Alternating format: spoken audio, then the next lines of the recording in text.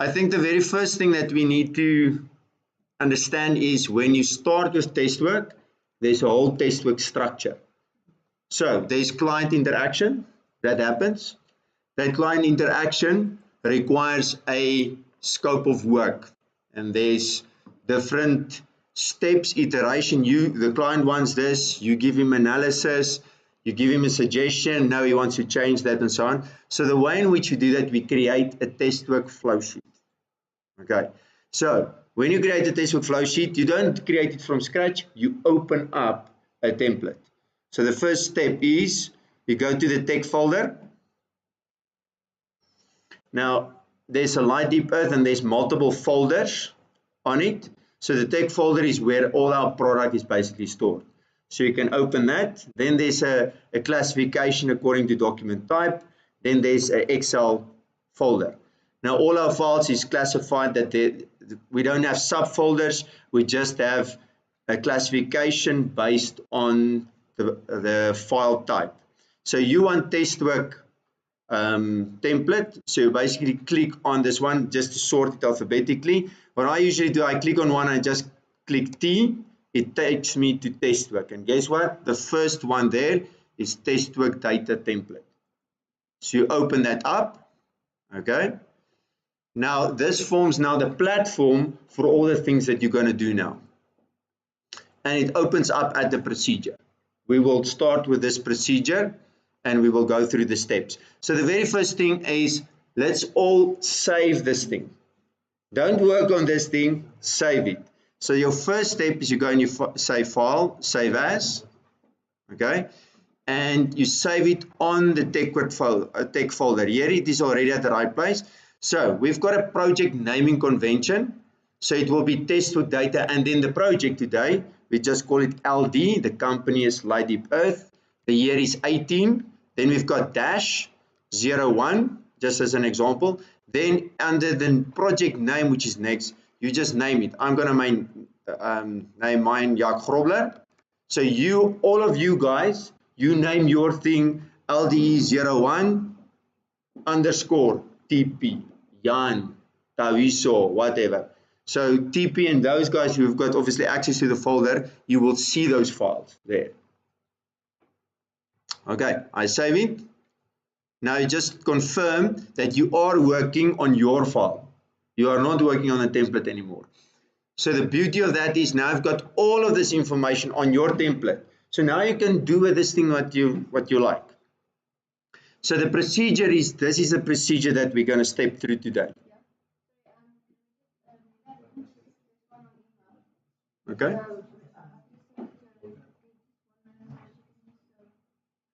Sure.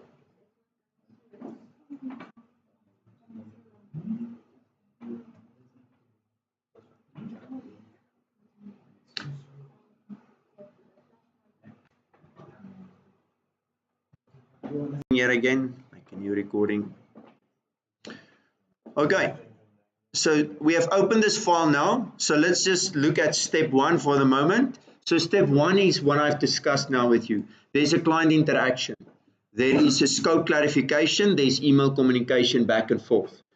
So in that process, you require obviously understanding of the analytical techniques, of the processes available and so on. Then we create the test work data structure, which is what we've done now. This template from the tech folder. And the important thing to note there, do not use old projects because there's constant updates to this template. This is not a perfect template by all, but as you're working with it, it's going to get updated. So when you open a new project and you use the template, you will have the newest features. So if you have a new project and I've figured out, but hang on, this is old stuff here, then I'm going to pick up you didn't use the latest template. Okay, so please be reminded of this. Then there's also project registration. You use the code here to enter this test work data. That is usually when it's registered. So when the communication with the client is fairly advanced and I see this client is not messing around, he wants to do actual test work, then we register the project. And then there's a naming convention. Again, just on the naming convention, the project number is 7 characters. The first 2 characters is always the client. Okay, the second two characters is the year, 18, so it's 2018. Then there's a dash, and it's always a dash, 01, 02, 03. So a client in a year will have then multiple projects. For example, Tronox, one of our big clients, is TX18, 01, 02, 03, etc. We're at number 14 or 15 actually. Okay. Now let's go to the next one. So we draw up a flow sheet, a test work flow sheet. There's obviously a very specific drawing convention that needs to be applied. You make modifications based on the client input. So you need to explain to the client now what you're going to do. Now you can write a very long procedure and you're going to leave things out, or you can build a test work flow sheet. So what we're going to do is I'm going to give you the flow sheet, how I've agreed it with the client, and you're going to try and build it. So I'm going to open the file and I'm going to say, this is now an interaction between me and a client. His name is Mike Kidney, and we're going to do a real project example here. So here is a project flow sheet that I've agreed with him after several conversations. So just for everybody's clarity, the way in which the flow sheet is set up, there is 4 color blocks. Each one of these blocks have got a unique function or a purpose in the test work flow sheet. The gray blocks are the stream names. That's physical samples. When you think about gray blocks, it's physical sample that is created. A blue is a process step. That is like a piece of equipment, a shaking table, or OWAMs, or this, or that. But between these steps, between physical samples and process equipment, there's always material handling. That's the white blocks. And then you've got the gray blocks that says this is taken to another flow sheet. So because there's only one flow sheet, there is no gray blocks, these dark gray blocks that says to the next flow sheet. So let's just understand what the client wants here. He's going to give me a fine pegmatite sample, 100 kilograms. We're going to take it, as we receive it, we're going to dry waste split. That is DWS stand for. And then on that, as you split, you're going to do 4 analysis. So these small blocks are analytical blocks. You're going to execute 4 analysis on that. You're going to split a sample of 50 grams for ICP. You're going to split a sample off for reference. That's just a small sample that we keep aside for ourselves as backup and quality.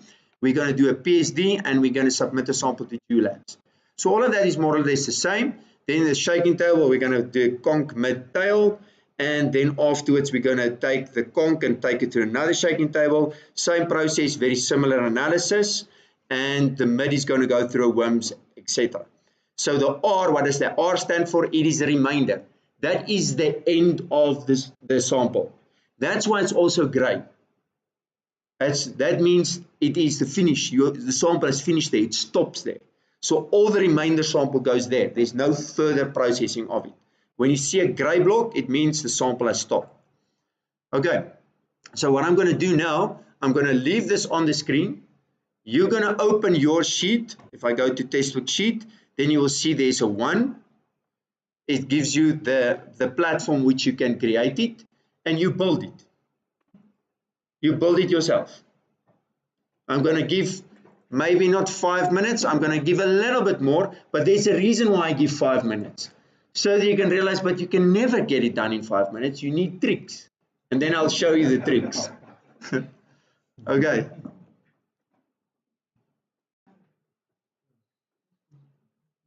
So if we go back to the flow sheet, what I'm going to do is I'm just going to create. That's what it's something that I do regularly just to make my life easier. Is I create for myself 2 windows where I can see the one thing and create the other thing. Okay. Let's move this one to this side.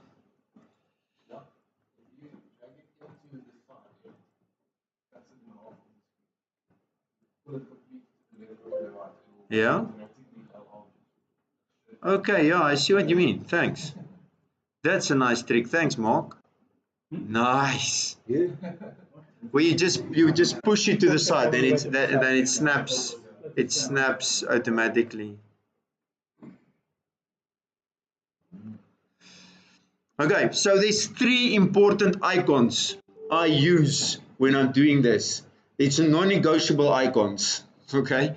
And the first one is a little arrow. Now you see there's a little arrow on top. Now I say, how did you get that little arrow out there? It's not there normally. I'm going to show you how to get it. So you click on this little button there. It says Customize Quick Access Toolbar. So there's three icons that is non-negotiable. The first one, which you cannot see now, is Paste Values. The second one is Select Objects. The third one is Snap to Grid. So let's quickly add them in. So you go to Customize Access Toolbar. You can just say, right, show more commands. It opens it up. Then you can click on all commands. And then you simply go and you select them. So you click on this thing and you say you want paste values. Okay, you click on P and it takes you down to all the P's. And you go down and you say there is paste values right there. You select it and you click on add. Click, it moves you to this side. Then the second thing is you go to select objects. All right, I just selected S again, and S is SH. Select objects are there, and I click on add. Then it's there because it's already there. Then the third thing is snap to grid. So again, SN. They snap to grid, and I select it, add it. Now I've got these three little blocks here that makes my life much easier. It is select objects. First one is paste values, second one select objects, third one is snap to grid. So when we're doing this flow sheets, it's very important that there's strict formatting rules. You cannot just create your own thing. This flow sheet is based on a very specific structure. There's two spaces between each one. The arrows, the formatting, all of them is very well structured. Because we need that, because otherwise after time everybody's flow sheet starts looking different. And we need to have a standard project, let's call it proposal. So there's very strict formatting rules that apply. But before we get that, you actually need to fill in this. So on top there, you type in the client. This that is specific to this prospect lithium.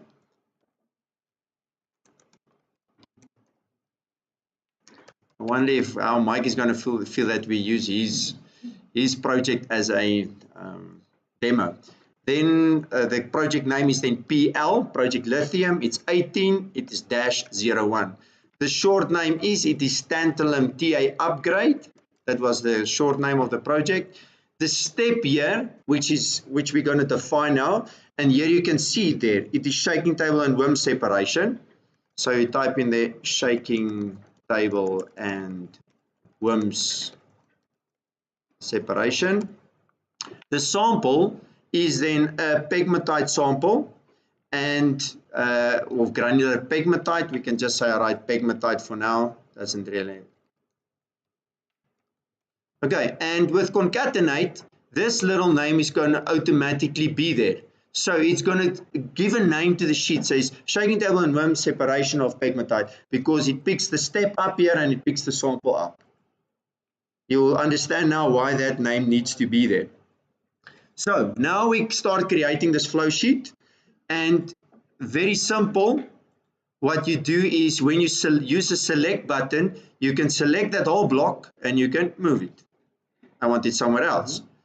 The second thing, which is very helpful, is if you click snap to grid on, then it forces it on the line. So check again.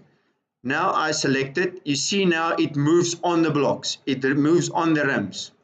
I don't have to worry that I'm placing it in the wrong position. If I select everything again, you see it moves on the lines. Very helpful. So I'm creating the sheet now, and since it is a 3 separation step, it's very easy for me to duplicate it. So I just go and I create, I copy paste. That's something I use a lot. So I select it, Control C, Control V. I somehow create the three of them like that.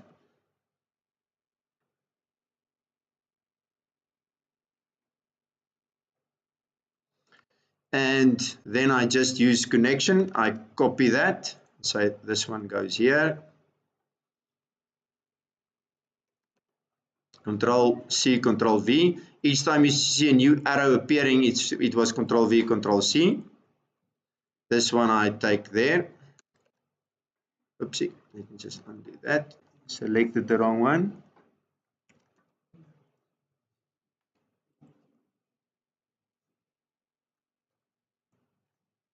Okay, so it's not in the right position at now. For now, we can just move that one there. It's not in the right position, but it's okay. So what I'm doing again is I'm just naming this thing quickly, okay?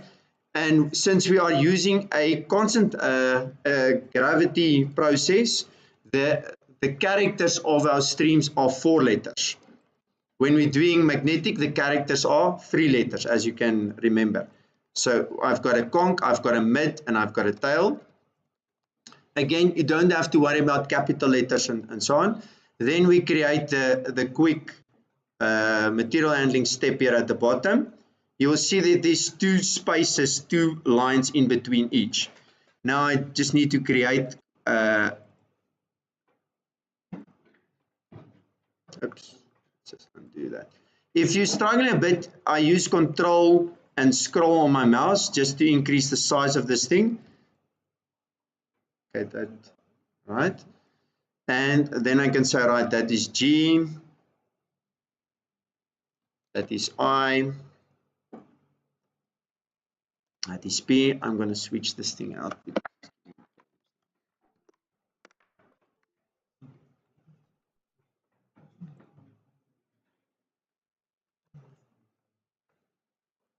And I've got, you know what I'm going to do is I'll follow this, that structure there.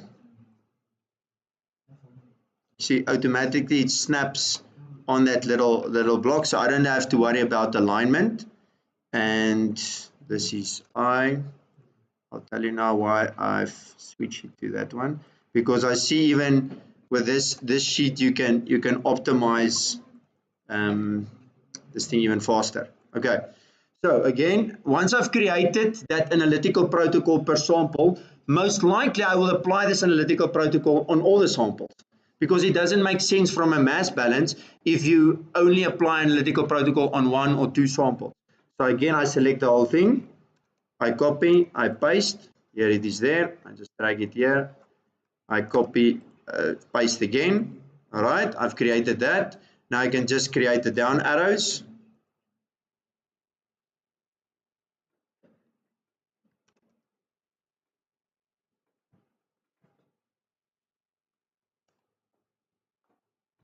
You can see also the arrows are connected by, I don't try and get, because you've aligned it to a snap grid, the arrows is automatically going to be straight. It's not going to be skew, they're going to be straight. If your arrow is not straight, it's not because your arrow is skew, it's because your block, you have changed the size of the block. Now you can see, I'm just going to zoom out a little bit so that we can see what's happening here. Now you can see, guess what? This whole block, okay, is the same for all of these. So now I can Control V, I create this whole thing there. Okay, Control V, I create this whole thing there. So now all 3 of them are already in place. I've selected this whole block, I've just moved it across. Now let me start with just my feed sample again. I say it is here, and I say that's the first step there. I call that, let's call it feed pegmatite or pegmatite feed.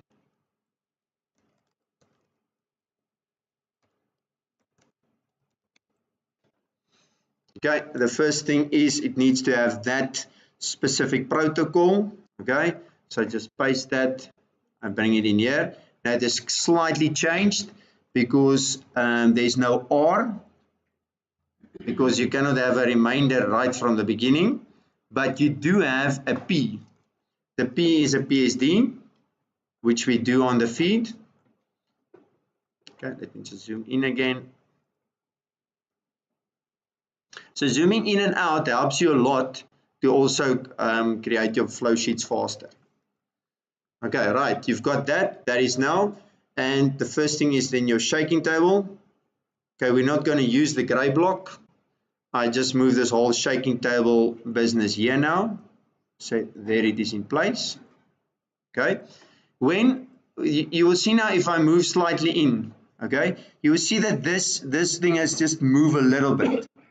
Okay, and this bottom one, because if you move the whole things around a bit, then there's a little bit of a misalignment.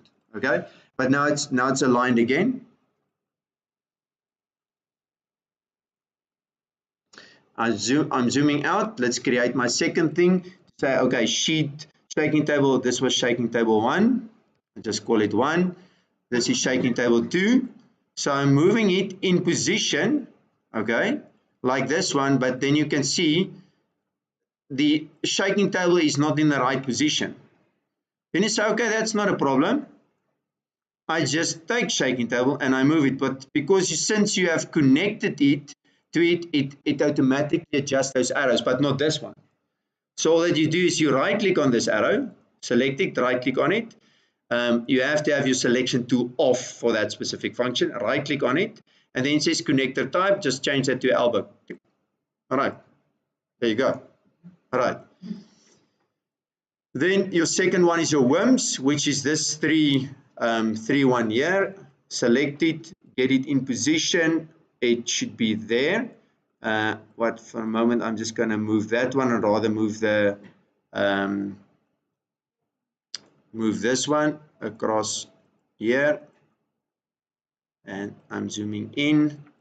Okay, selecting that and say just teaser. Take my selector tool off. Connector type, I want the connector type elbow. And then you're almost done. You just need to make sure that this one is now WIMS. Okay, and all of these little comments that was made here, pegmatite, spessartine, and so on, is just like little clues that the client gives you. So I expect this one to be there, I expect that one. So it can be there, it doesn't need to be there. It's always helpful when you're doing it. TP was executing this flow sheet, so it was helpful for him to say, okay, right, I expect spessartine to be here. Then he asked me, what is spessartine? And then he also obviously grows with that understanding. Okay, last thing that we need to do is we just need to clean it up and make sure that all of the things are aligned. So we need to just add a few arrows, final arrows here. It's going to start off with a pegmatite feed. It's going to go through that. Then the next step is going to go to shaking table 1, and then it's get a conch emitted tail. Then the conch is retreated. I move that one now. The conch is retreated with a second shaking table, which is now shaking table 2. Okay, and there's a conch emitted tail that comes from that. The mids is retreated with the WIMS from the shaking table. So I just add that arrow there, and I bring that one here. That's the mids there, WIMS, and add it like that. Okay, so then it goes to WIMS.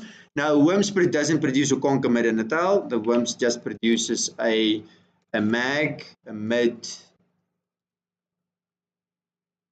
which is a mid with 1D because it's magnetics. It's 3 letters, and a non-mag. Okay, so the specific reason why we call it non-mag mags, because if you see a non-mag like or a mid like that, then you know it's a magnetic mid. Doesn't matter where you pick up a label. If you see it's a mid with the 3 letters, you know it's a magnetic mid. Okay, if you see a mid with 4 letters, you know it's a gravity mid. If you see a mid with 2 letters, you know it's a electrostatic mid. All right, so we're almost done here. We just need to check the analytical protocol. The analytical protocol for all of these are correct. Obviously, when you do a conch, there cannot be a remainder there. That's not possible. Okay, but the remainder. But then you will see there's one little icon missing, and that's the carb that needs to be in place. That's the C there, and then the rest is effectively the same. Okay, and sorry, we've missed that one. The client still wants QEM scan on that final conch, and we add QEM there.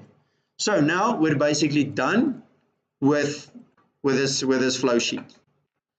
Now, very important, when we want to copy or paste this thing out, this is for our information on top there. The client don't need that because he has that. What we do is many times when I copy this thing out, I select this and I just make a little a border around it. Then I select this whole thing, I copy it, I go to my specific mail, I create a new mail, I tell the client, this is what we suggest, okay, are you happy with it? And then very important, I click on paste picture. Then it throws it in here. But then you'll see this blue line here, which is irritating, okay, which again, I'm just a bit pedantic. All that you need to do is view and change it to normal, zoom it out a bit, then that blue line, which is a print preview, is actually the causing the problem. Getting back here and you paste values. Okay, there we go. Nice, neat. Now you've got a nice description to the client. It tells him what you're going to do with your sample, what is all the analysis that you're going to do with it, and the processes, etc. Okay, everybody happy?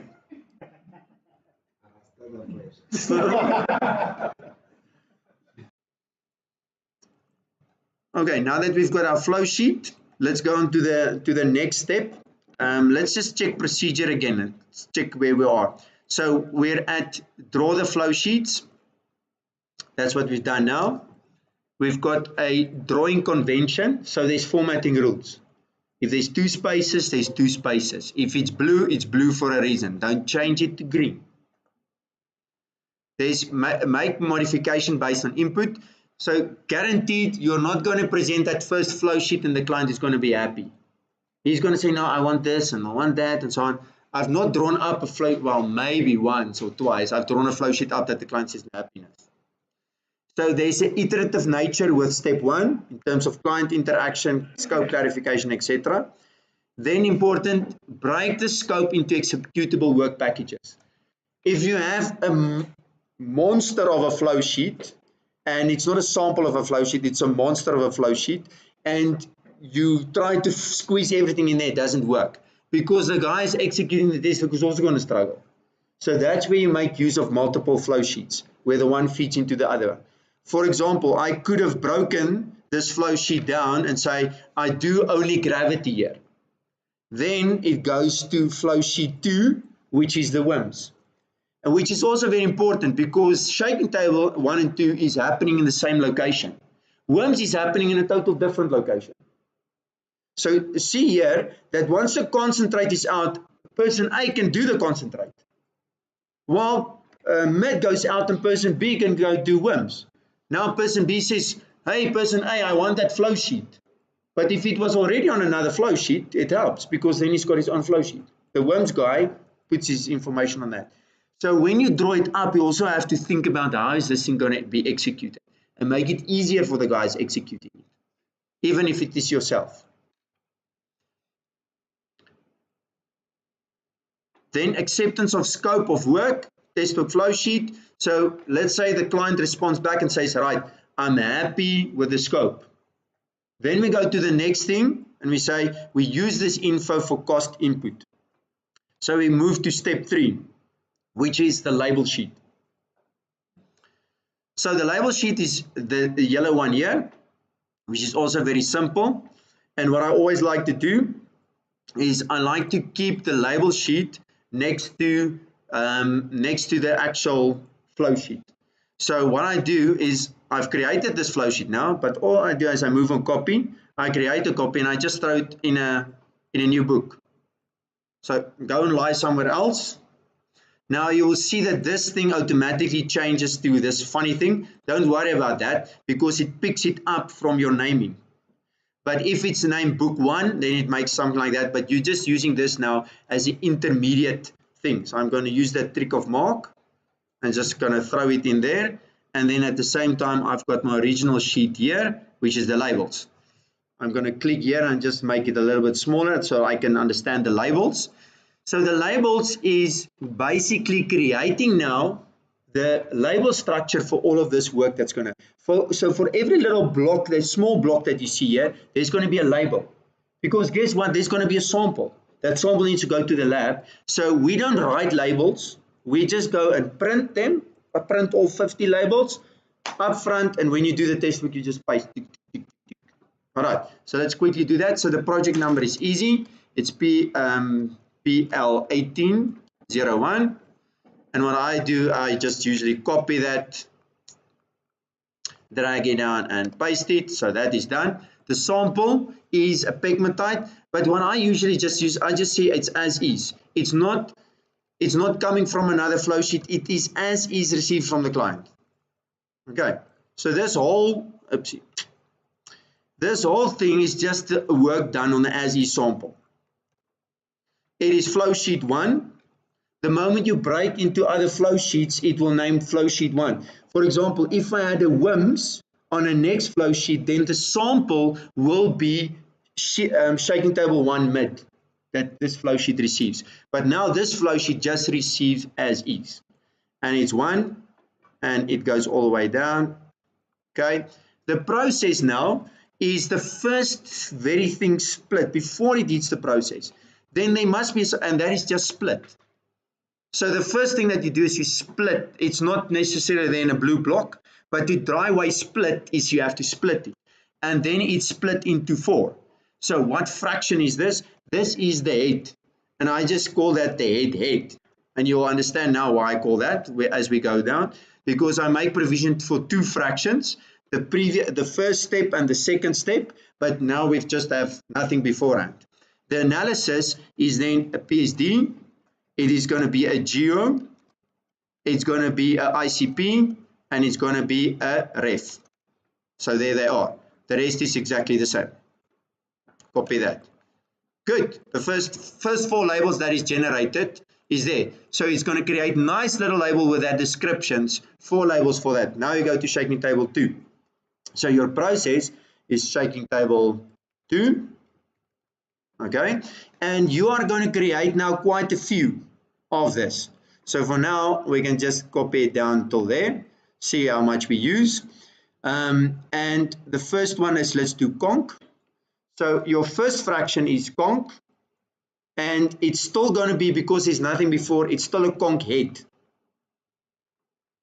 Okay, and you're going to have 3 of them. And the analysis is now ref, it is due, and it is I. Look, I'm not typing ICP, I just say I enter, G enter, R enter, because it's the same. And then the same with the mid. I usually prefer small letters, but it's fine. And there's 4 mids of them. It's still a head on the mid, and now it's that 4 same characters. I just copy that and I say there's one difference. There's a carb code, CRP, that goes in there. Okay, and now in terms of the tail, there's 4 of them as well, and it is still a head. Okay, and there's now a reference, so I can copy all of them, and instead of carb, I've got now a remainder. Good. So shaking table 1 is done. Now we go to shaking table 2 quickly. Now, very quickly, you can understand if shaking table 1 and 2 is more or less the same, why don't you just copy all of that? Shaking table 2. Okay, take that down and say there is 4 concs now. So not a 5 conc analysis. I just tried. So there is a way in which we can program this, create a program that, but for now we're not there. For now we just do it this way. So now it's a ref, a due, a ICP, and a QEM, which we call PMA, which you can see there is a QEM PMA, and the fifth one is then the remainder. Okay, then the mids is 4, and they're exactly the same. Ref, due, ICP, not carb, they're now remainder. And then the third one on the tail is 4 of them. That's fine. Okay, shaking table 2 done. Now we move on to WIMS, and we do that the same. So we say this is WIMS. Move that down, and we've got a mag. And there's also a convention. We always do mag, mid, non-mag, conc, mid, tail. conductors, mid, non-conductors. Okay, so there's a specific sequence that you also, just for your own, okay, and this is now mid with the 3 letters, and in each one of them there's obviously 4. Oopsie.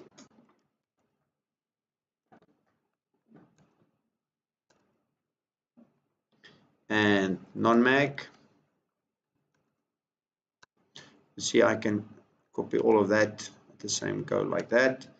And these now, interesting, the first fraction is a mag.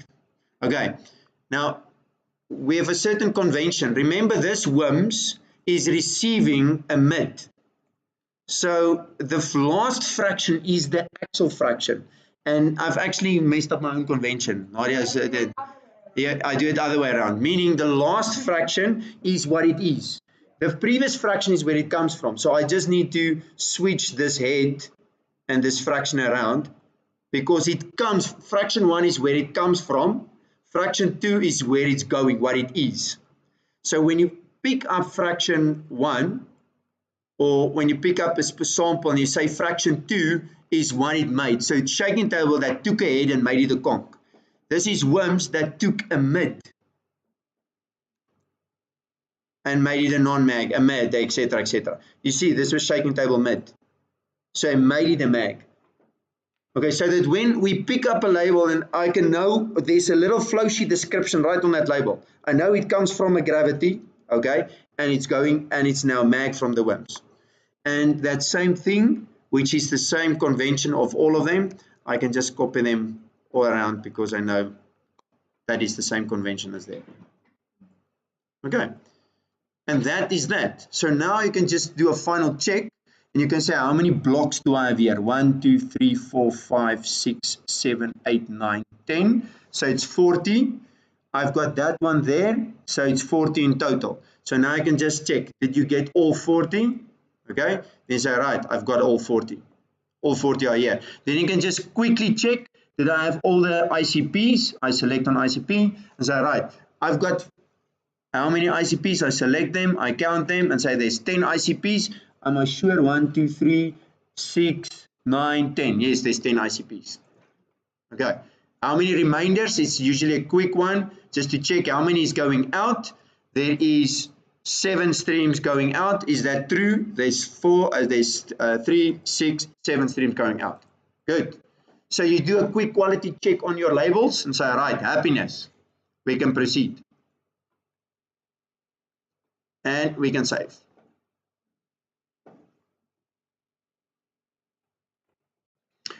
Okay, if we just click on where we are. So we're done with the labels now.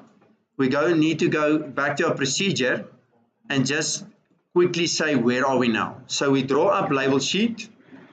We say this is part of the cost structure because this label sheet gives us a direction of the cost. And then there's this textbook.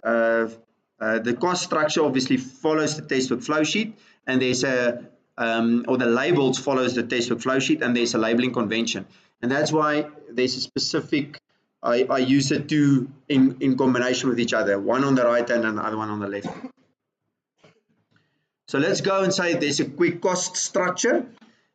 Maybe, yeah, let's first do the cost structure. So now we need to cost this thing. We've created a flow sheet and we need to cost it quickly. So there's a little cost tab. Again, I'm trying to standardize things, that our cost that goes out is the same. So handling labor, process labor, analytical. The many times we're not using some of the other things, but those are the three main ones. So if you look at handling, process labor, analytical, then if you go back to your flow sheet, the handling labor is the white blocks. You need somebody to dry, weigh, and split. Okay, that's what I call handling labor. Process labor is you need a guy to understand the shaking table. You need a guy who does the WIMS. Now, that's most of the time in our world, it's more or less the same guy. But if we imagine yourself going forward, then you say the guy. There's a lot of material handling happening, but the guy's processing and the material handling is not necessarily the same guys. So it's a different cost structure, and then you've got the analytical. So let's go to the cost, okay? And you select and say, I've got the first thing, I've got handling labor, then I've got processing labor, oops, and then I've got analytical. And you'll remember from your previous one, what I'm going to do again, I'm going to make this one small. I'm going to grab my other one, put that next to it.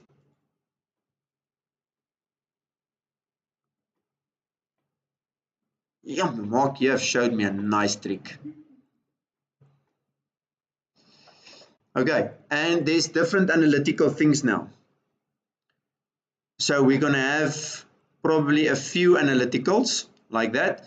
So the process labor, or the handling labor, is basically dry waste split. Now you will see here there's already that is sample drying, weighing, splitting, bag and store. Okay, there we go. Copy and paste values in there. Then the process labor is basically going to be, and you can type it in here, shaking table times 2 and WIMS. We're not going to specify shaking table, I mean that's just crazy.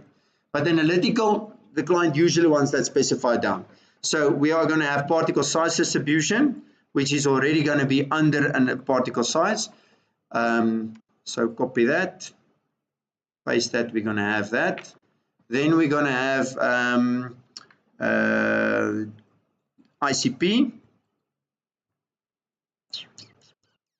I don't have it on my standard list. Obviously, this list will be updated as we speak. So it's ICP, and usually I just put here external lab, UIS. Then we've got another one that says due labs. We don't cost for that because the client himself pays for that, so we don't have to have part of our cost structure. And what else do we have here? We don't cost reference and remaining because that's part of handling. And that is basically that. Oh, we've got one Carpco. And I think I've got a standard Carpco here, which says Carpco magnetic fractionation. Yeah, it's due labs. So it's another lab that does XRD. We do XRD ourselves, but the client wants due labs to do his XRD. Then I said, you're the client. I'm not going to argue with you. You can move that thing slightly out.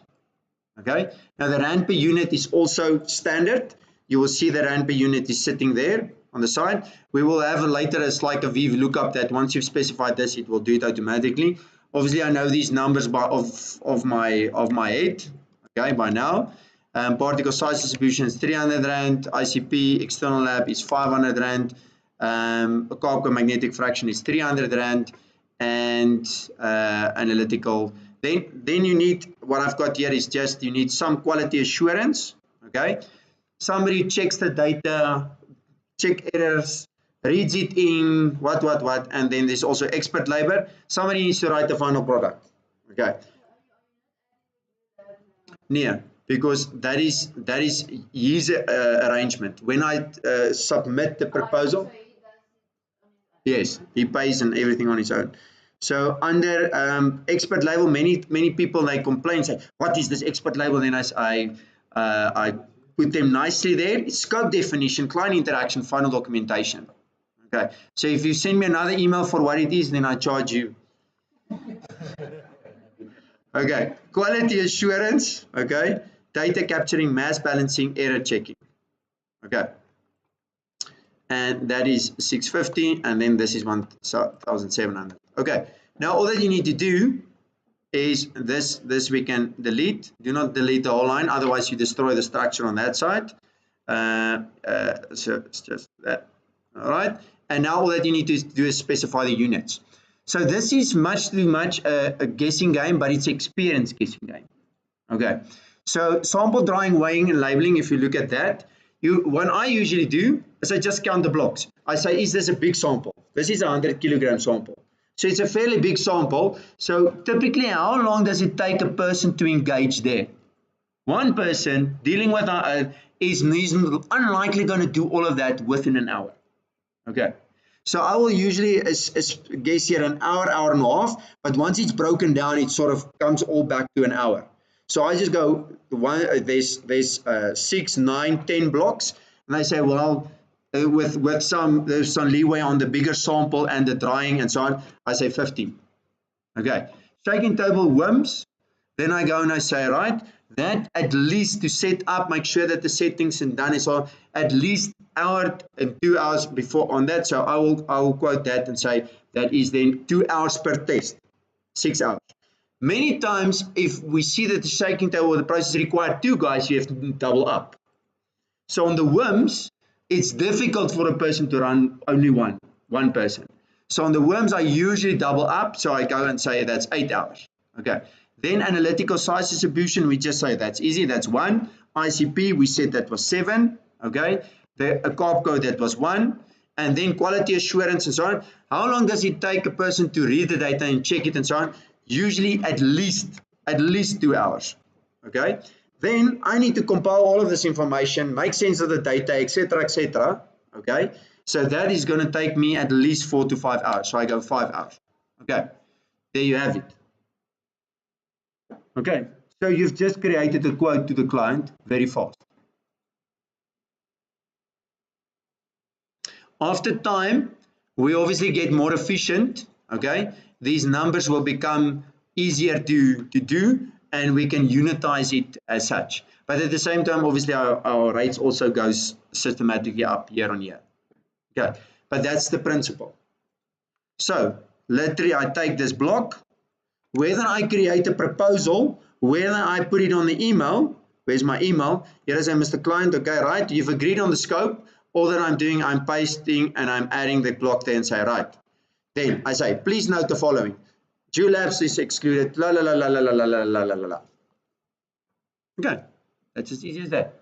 So now he's got a scope, he's got a cost, and sometimes just if the client is not yet very familiar with this thing, I just tell him, I type there, we're going to do a shaking table and we will create 3 fractions. We will do a WIMS and we're going to have that fractions, etc., etc. Which he anyways leaves on top. But it depends on where is your client in this process.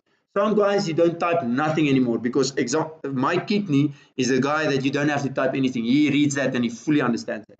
Other guys who does it for the first time, you have to sort of introduce it a little bit to him. Let's get back to the procedure so that you guys we can see where we are now. So on the procedure, we have created a cost structure. There's standardized methods and rates, copy and paste into proposal email. Simple as that. Right, now we are on the next level, level 5. We say now we issue proposal or email to the client. Usually when it's a fairly small project, I say less than 30,000, less than 50,000, I issue an email type of cost. I don't go and write a whole proposal for that, but it depends on the client. Some clients for 15,000 Rand, you write a proposal because they are the letter type.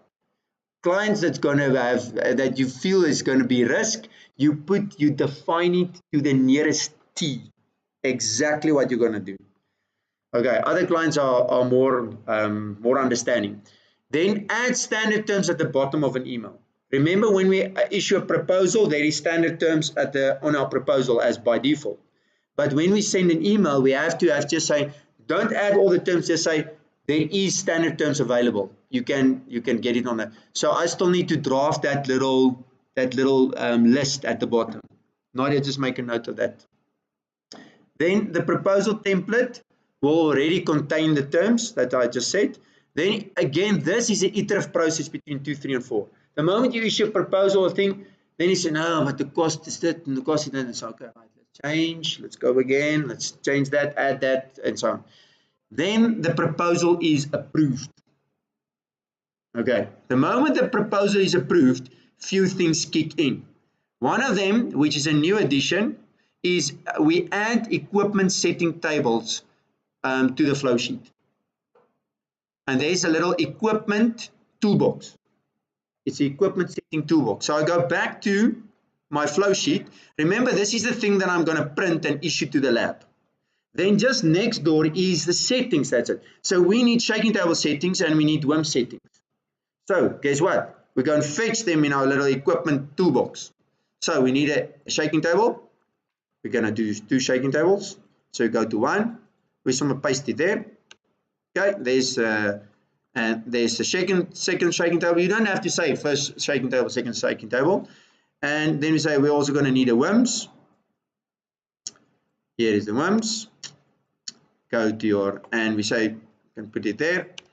Okay, because if you look now at print view, if you go to page break view, and you have it like that, and we just have to remember again that setup. Well, just like this.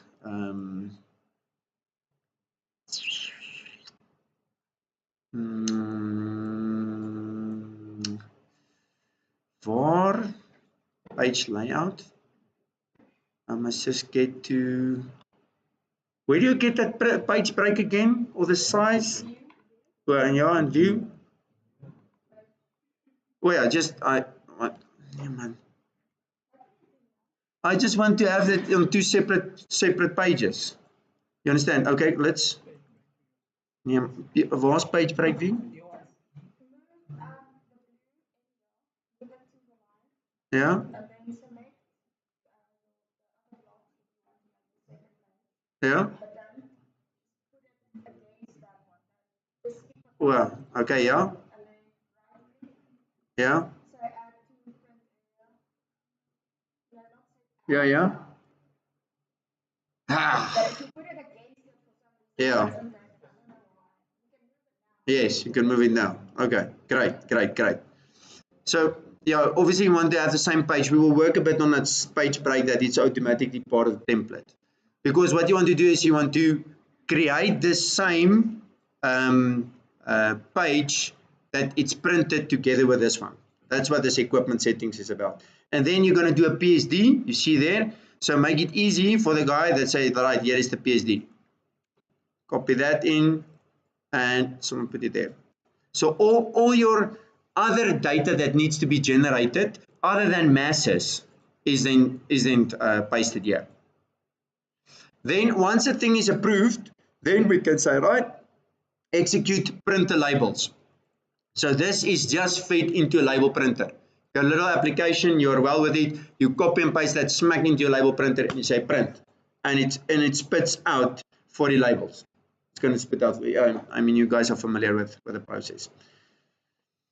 All right, I'm back at the process. So we've added our equipment settings to the flow sheets, and the more we get the equipment and we streamline that, the more you will just copy and paste those things into the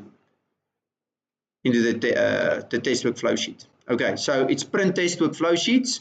So this flow sheet can be printed now, and it can be issued, and the labels are printed. Then execute the testwork. So you've got the sample, you've got the labels, you've got the flow sheet, you can do the work now. All right. Now we're on the next thing. So the testwork flow sheet is now populated. So imagine step 6 being smack bang in the lab. So all of this is happening in the lab. So there is a testwork flow sheet that is populated with the mass information. So you physically write 100 kilograms split off 20 kilograms, 50 kilograms, etc., etc. Then sample fractions are generated and labels are used. As it comes out, you use that label. Samples are submitted for various analysis. Goes out to the different labs. ICP goes to UIS. Other stuff comes internal. Samples are received back for further fractionation. Process equipment settings are captured. So these equipment settings are captured on here. It's written in. Together, well, maybe I get there. Dates and execution personnel names are captured. That is one of the things that doesn't get done very well, but it also needs to be captured. And then make use of the mass toolbox. Oh, sorry, I'm at this one. Critical process photos are taken and stored on the tech folder. Many times when I need a photo, I will put here next to it and say photo, take a photo. Okay. And because the shaking table is such a powerful indicator of the mineral separation, I take a photo. You can't take a photo of the worms, it's not going to help. But if I say take a photo of the worms, take a photo of the process fractions that's been generated. And then test work, observation, email reports are drawn up and issued. So you can, you don't have to generate a single piece of data, but you can send an email report and say, right, here's the photo, this is what I observed on the shaking table. I saw some black stuff here. I'm not sure if that's cassiterite or it's tantalum or whatever else. All right, we're at point 7. So this all happens now. We're basically done with this thing, and now a sheet comes in. The test work sheet comes in. It looks like this now. I've got it here on my desktop. Let me use Mark's trick again there. I think it's test work flow sheet, this one. There we go. I'm going to close this one because I don't need that anymore. That was just the one that I copied. And we're on this one here. So this is now the test work generated from, or the flow sheet with the generated data. So if you zoom in onto these things, it gives a nice description. Say it was not 100 kilogram, it was 88.92. Then it was split off. There it's 26319. All of these masses are split off. Then it's a shaking table, 0.88 gram, which is very close to the 1 kilogram gas was there. And then 33 was there, 52. All of these masses are now written on the flow sheet by the guy executing the test work. All right, which most of you are very familiar with. But now the question is, what do we do with this new information? You have to capture it. How do you capture it? You capture it using the mass sheet. Now you click on the mass sheet. Oh no, there's nothing on the mass sheet. All right, again, you've got a mass toolbox. So you say, what was my very first step that I took? The very first step that I took is I split the sample. So there's a little splitter. So you copy and paste the splitter. Say, come here, you splitter. I'm going to bring you to my, okay. Now you just zoom in and you say, okay, what did I do here? Now again, very strict formatting rules apply. Do not change gray in another gray. Gray is this gray. So we stick to this gray. If it's blue for a reason. So if it's blue like that, it's input mass. If there's other blue, it says you need to change that. You need to align it. Okay. So now head feed is, remember it's in grams, so it's 88,920. That is what was received. That is what is received. Okay. Now what did you do in terms of the split? You did this was still small letters, and that's why we changed it to big letters. You guys see why we changed it to big letters? Because you cannot see what is that now. Is this now a P, or is it an A, or is it a Q, or what is this thing now? Okay. So we know this. The first one was ICP. So we put the ICP. That was the I. Then we've got PSD, and then we had the GU. Then there's always typically the ref, the remaining, and the next. This is an error check to see how well are you mass balancing on that. So you start with 88.92. Now you enter. ICP was 102.5. And anyways, what I do is in the lab, I don't really worry about second decimals on the grams for analytical. So that's why you'll see it's already formatted. So in the I know you guys like to write the point ones and so on, but I mean it's for analytical to the nearest gram is really fine. Okay. It's only when we're doing screening analysis that there needs to be more decimals. But I just type in, okay, the PSD was 263. The GU one that was split was 109. The ref that was split off was there. The ref was still R, but the ref now is F, is 103. Remaining is basically 0. Okay. Next is 0. Oh, no. Next is your total sample. Okay. It's the remainder. So there was not a next that was written in here. So I have to now assume there was no mass loss. So I go and say 88343 went to the next thing. So all the checks, it balances out because remember I don't have a mass going to the next. So it says okay, we live with that. Now we go to the next thing. Now shaking table has been split. So go and fetch yourself your splitter. So there's a shaking table, there's a worms and so on, but at the end of the day it's just a splitter. Okay, so you can say grab this one, bring it to my mass sheet, enter it there, and now I can say, right, the first thing that I need to do is this is sheet 1, sheet 1. Shaking table fractionation of what? You can say feed as received. Okay, shaking table, that's fine. You can call this SHT1, it's fine. It's feed conc met, okay. Now, to make your life easier, use the same thing from on top there. It's ICP, and then the next thing is just a GU. You're not doing anything else other than reference. So guess what? Just take this thing, move it across, close that. You don't need that anymore. Okay, ref is still valid, remainder is still valid, okay, but except that it's going to be 0 and there's a next. Okay, so let's put the numbers in.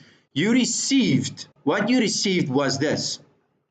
That was 88343. That was just, that came from there.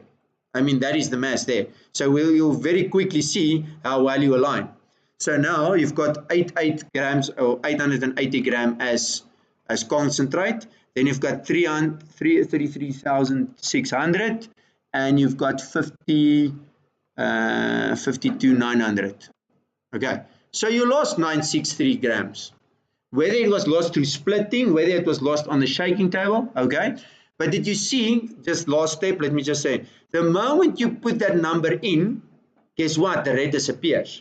That red gets activated if you go over 2% loss. Well, actually maybe 5% loss. I was much too lenient. Okay. But the moment it goes, you say, all right, your stuff balances. 1% is, we can live with that. Now, just on the next step here, let's put in the other numbers. So ICP was 20.5. Okay, G was 21.4 and ref was 19.2. Remaining was obviously 0. Next was it was 1.4. Right, so perfect mass balance. Now we go and now just a quick question. You see, we specified that you need to give 50 grams for ICP, you need to give 50 grams for GU, and you have to have 50 grams remaining.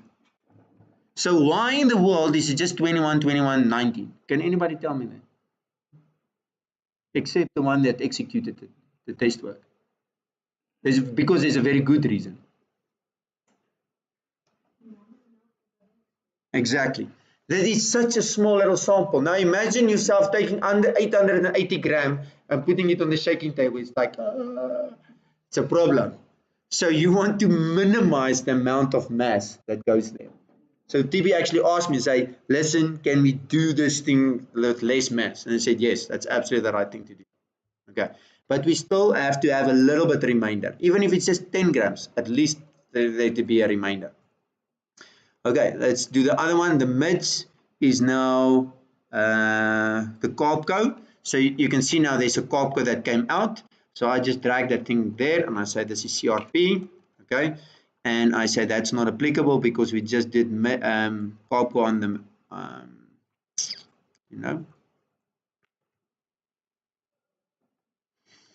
carb code on the mids, and that was 329. Okay, the ICP was 109 and the GU was 100.4. I'm just typing the numbers in as they're there. The reference is 96.3. The remainder is 0 and the next is there it was written 32980. Okay, 15 grams was lost. Okay, was it? Yeah, it was lost. Okay, let's do the next one. The ICP was 108. The GU was 12.2. Nothing on the carb code. The ref was 1 101.2. Remainder was not indicated, okay, because there's no next. The next is 0. So now I need to assume that there is no mass loss there. So 52367. You see that remainder is now a remainder sample. Somewhere in the bag, there's a thing that with a label that's going to say a remainder with that specific mass. Okay. Now the next thing that we just need to, so all of the masses are in. Okay. The mass balance. What did I type now here? I typed it wrong, obviously. 52589. 52589. Okay. Yes.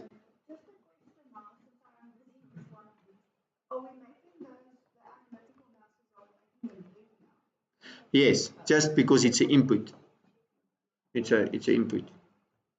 I decided. Okay. Now, in terms of the mass loss, very important just to note here, is you have a 1% mass loss. Now, from a mass split definition, we cannot say in the process they make provision for 1% mass loss. That's not how processes work. So you have to have a corrected mass here. So the corrected mass excludes the mass loss. So here it automatically you will see, you don't worry about the head and about that. It's just say, right, that's now 1%, 38%, that's 60.5%. Okay, so all of those numbers need to add up to 100. That's all that means. Okay, let's go on to the next one. So we've got another shaking table. I'm just using that. Same. Shaking table 2. And there's no carb, so I can just take that all out. Yet well, there's a QEM scan. There's a PMA that comes into play. And what I just do, just to make my life easier, I just delete that. And I delete that. And I say, okay, right, what is my feed is now what I got from the next step there is 819. My concentrate is 121.6. And it's 389.1. Okay, 1% mass loss, it's acceptable. Okay, it's already mass corrected here, and I'll get now back to that mass percentage there as well. Let's just quickly do the ICP. So the ICP is 24.2, the GU is 24.5, the PMA, which I think was this top one, I think that was a Q, 24, and the ref was R, 24.2. Remainder is 24.5. Oh no, that was the remainder, and then next is basically 0. Just check that formatting. That's another thing that I use a lot. I use Format Painter a lot. Okay, just have that the same formatting, and then on the mids, on the ICP we've got 60, and GU is 60. PMA is obviously now 0, not applicable. The ref is 58.1. Remainder is 120. Next is 0. And with all of these things, you check that the mass balances, because we need to give account of literally every gram. If you lose 15 gram, it's okay. But you must just say, listen, I've lost it. I don't know where it is. My colleague has breathed it in or whatever. Because he didn't know where his dust mask. Okay, ICP 78, GU 78, PMA is not applicable, so we can just drag that up. Then the reference was 77, remainder was 156.3, and next was 0. Okay.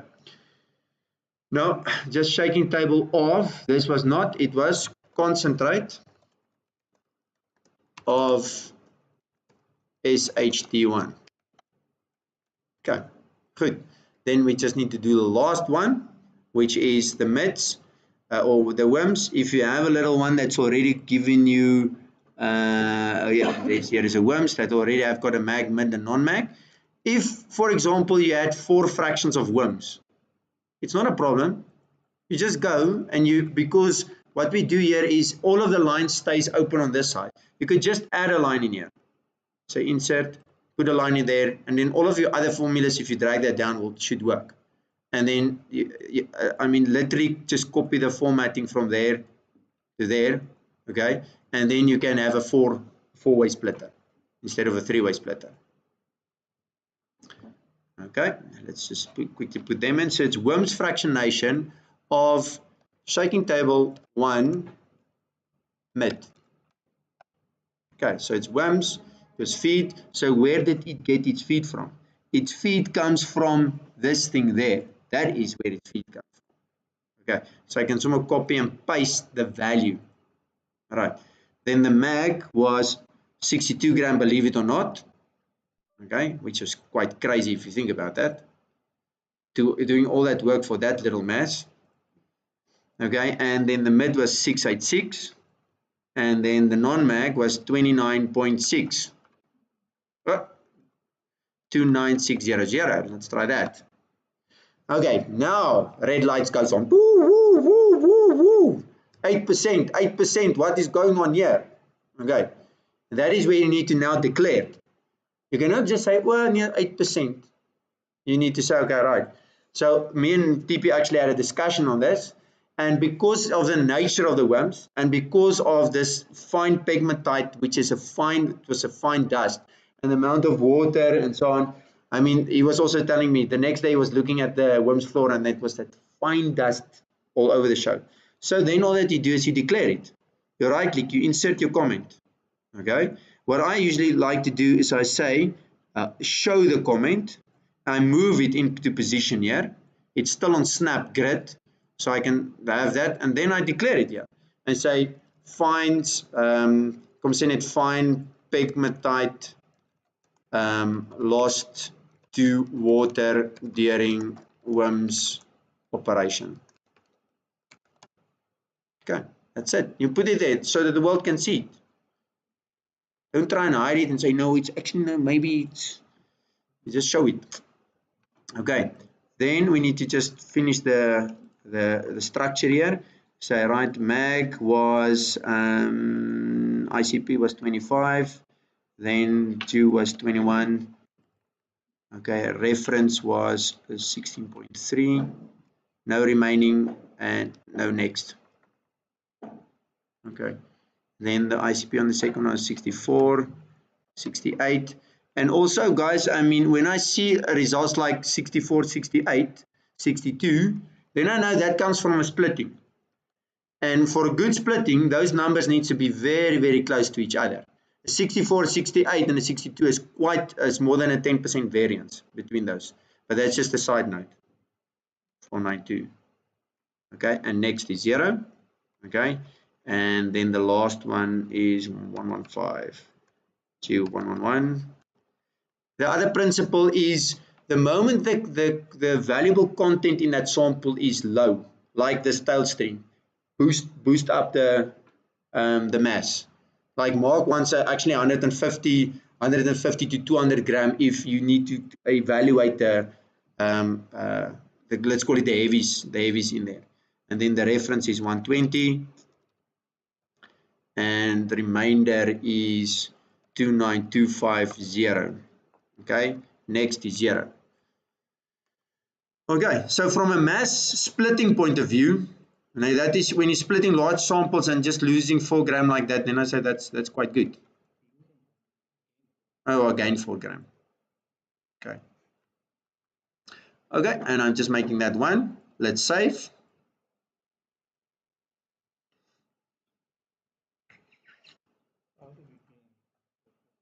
Yeah, it's easy to gain. Easy to gain. I mean, remember the accuracy of the scale, 96600. I mean, it can most probably be 29594 or whatever. So we're back at the procedure. So we read mass into the testbook data file. Masses are checked for total mass balance. Now this is a very important thing. Masses are checked for total mass balance. That's what you saw now, all the little grams and so on. which needs to, errors are identified and corrected. So the moment you enter stuff and it doesn't add up, that's when it goes back and say, right, what is this? Why is this? It doesn't make sense. Okay. So it's an iterative process with step 6. So don't wait until your flow sheet is completely finished. If you're finished with the shading table, I mean, either load the data or give it in so that it can be read in, whatever, so that that information comes. Because it doesn't help if you've done all the test work, then you say, oh God, there was a problem with shading table 1 and we didn't pick it up. Okay, I know it's not always practical because you have to push and there's a lot of projects, but that is the ideal. Then analytical information is generated and saved on the tech folder. So the moment stuff goes out for XRF or XRD, at the background, this thing is running. Okay, we'll get to the next thing. Formatting rules apply. Obviously, as you said, make use of the mass toolbox. Okay, and then corrected mass percentage should consider previous mass splits. Okay, let's quickly think about what that means. This is the following. I'm going to close this one so that we can just, oops, I closed the wrong one. Close that one. Open this one.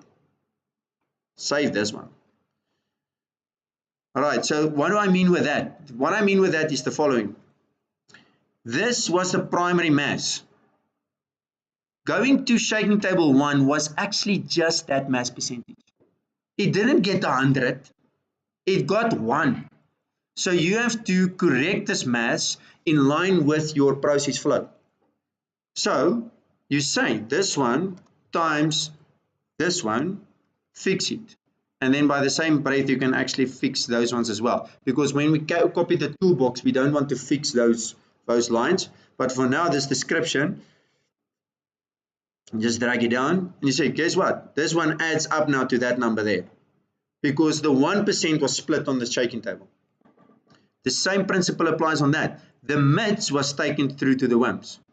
So exactly the same principle applies. I'm locking those ones. Okay.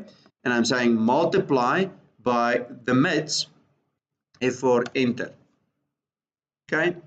And that number needs to add up to that number. So now you've got, if you copy and paste, so when I do many times, I copy and paste this to the client. He wants to have the information of what is his splits up to date. Okay. Then I literally just copy and paste that information to him like that. Then he's got everything there. He's got a total description of his mass flow. Okay. Sometimes he wants also this detail of how much mass went to where, but most of the time this is good enough. And then you can add that comment in there. You can just, I'll move it to the bottom. Like our diamond friends, they want to know every little mass loss, what happened where. Then I include that there. So I will take this thing, copy it, I'll throw it in the mail to my client and say, Mr. Client, we have made some progress. Here is the, oopsie, don't do that. I usually do paste picture. Okay. And then he said, there we go. There's all the information. I have declared my mass loss and everything. So now he knows instantly what was his expectation in terms of the mid going there. Now I was expecting a 2% here. Now I'm just getting a 0.9%. All right. It's nice if you paste now a shaking table photo next to it. Now it's even more powerful because you show the mass splits and you show what has happened. Okay. Again, that's the principle on which we work. We don't aim for super nice final reports. We aim for intermediate information sharing using photos and masses. Okay, all right. Let's check where we are on the procedure. I've corrected mass, should consider previous mass splits. Now we're at analytical information is transferred to testbook data sheet. I'm for a moment just gonna stop here. If we go back to the procedure that where are we now? We're done with the mass toolbox. All of the masses are in place. So the last thing is now, or the second last thing is basically your analytical data that comes in together then with your, let's call it interpretation, two modules, the flow interpreter and the yield grade recovery interpreter. So let's first just get our analytical information in. So if we go and read through this, analytical information is transferred to the testbook data sheet. The mass information is transferred to the analytical sheets. and then label information is utilized in the analytical sheets. Original analytical sheets are transferred into the sheet, and the back calculated values are compared with the analyzed head values. Calculated analysis has specific naming conventions, which I'll show you now, and obviously formatting rules apply. So let's do a quick demonstration. So we've submitted things to UIS for ICP. I'm going to use that example. So that thing will anyways be on our tech folder as a UIS feedback comes. We've got that. It gets saved in a certain manner. That's so the two projects we are looking at is this one, that's 4, and this one. So I'm going to just open both of them. It's now, sorry, it was PL.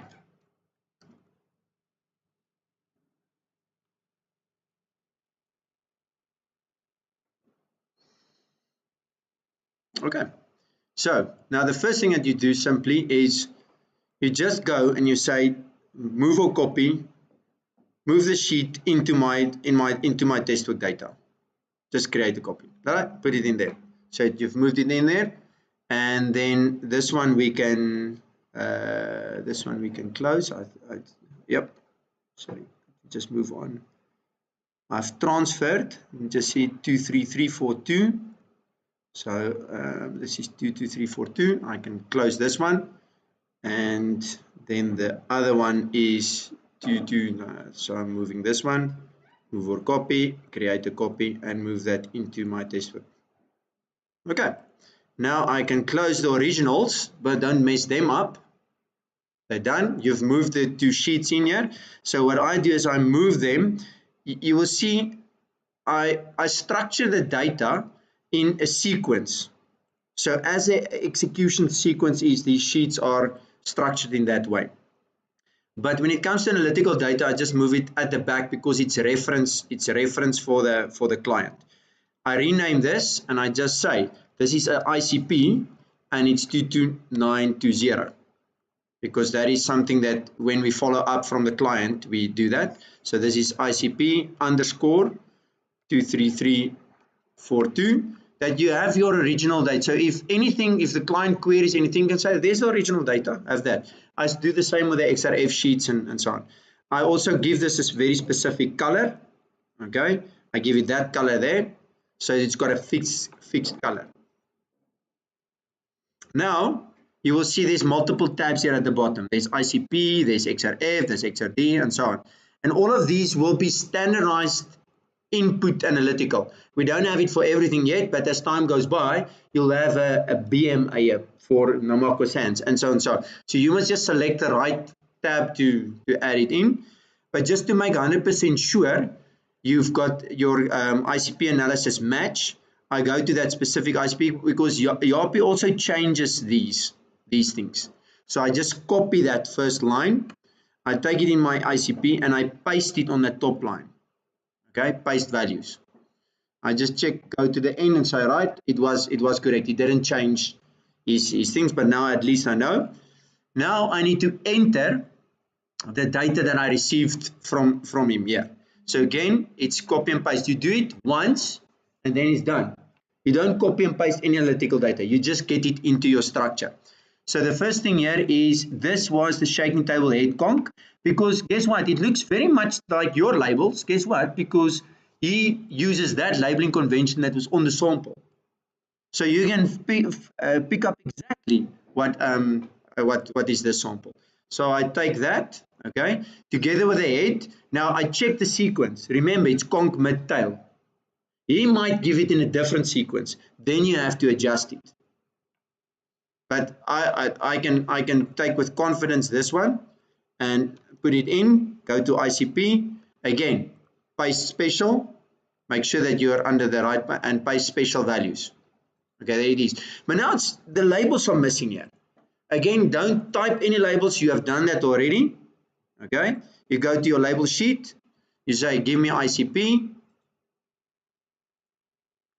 and there is my first 3 labels from ICP.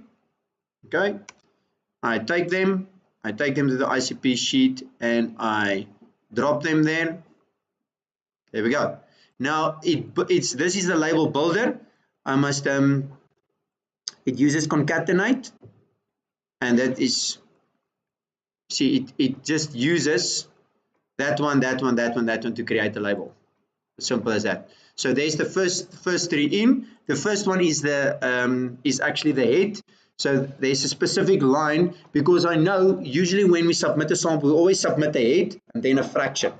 So I can go and fetch the head sample as well. I could have pasted it all at once, but I just wanted to show you it separately. Okay, copy that head, go back to ICP, you can paste it in there, values, you can go back to your labels and just fetch your head analysis. If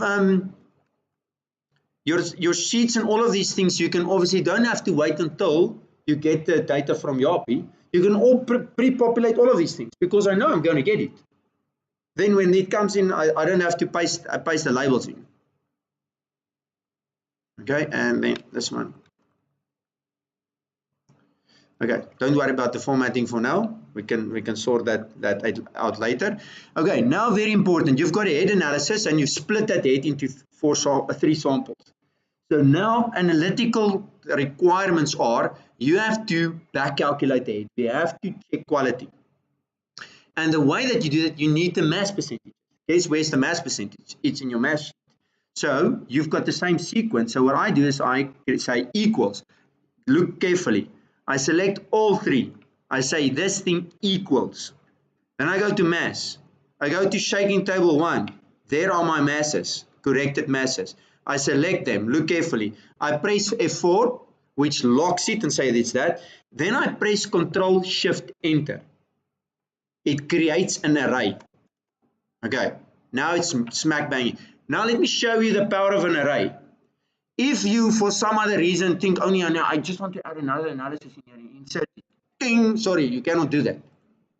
Why? Because you have said this data is together. That's what the array does. It groups it together. It holds it together.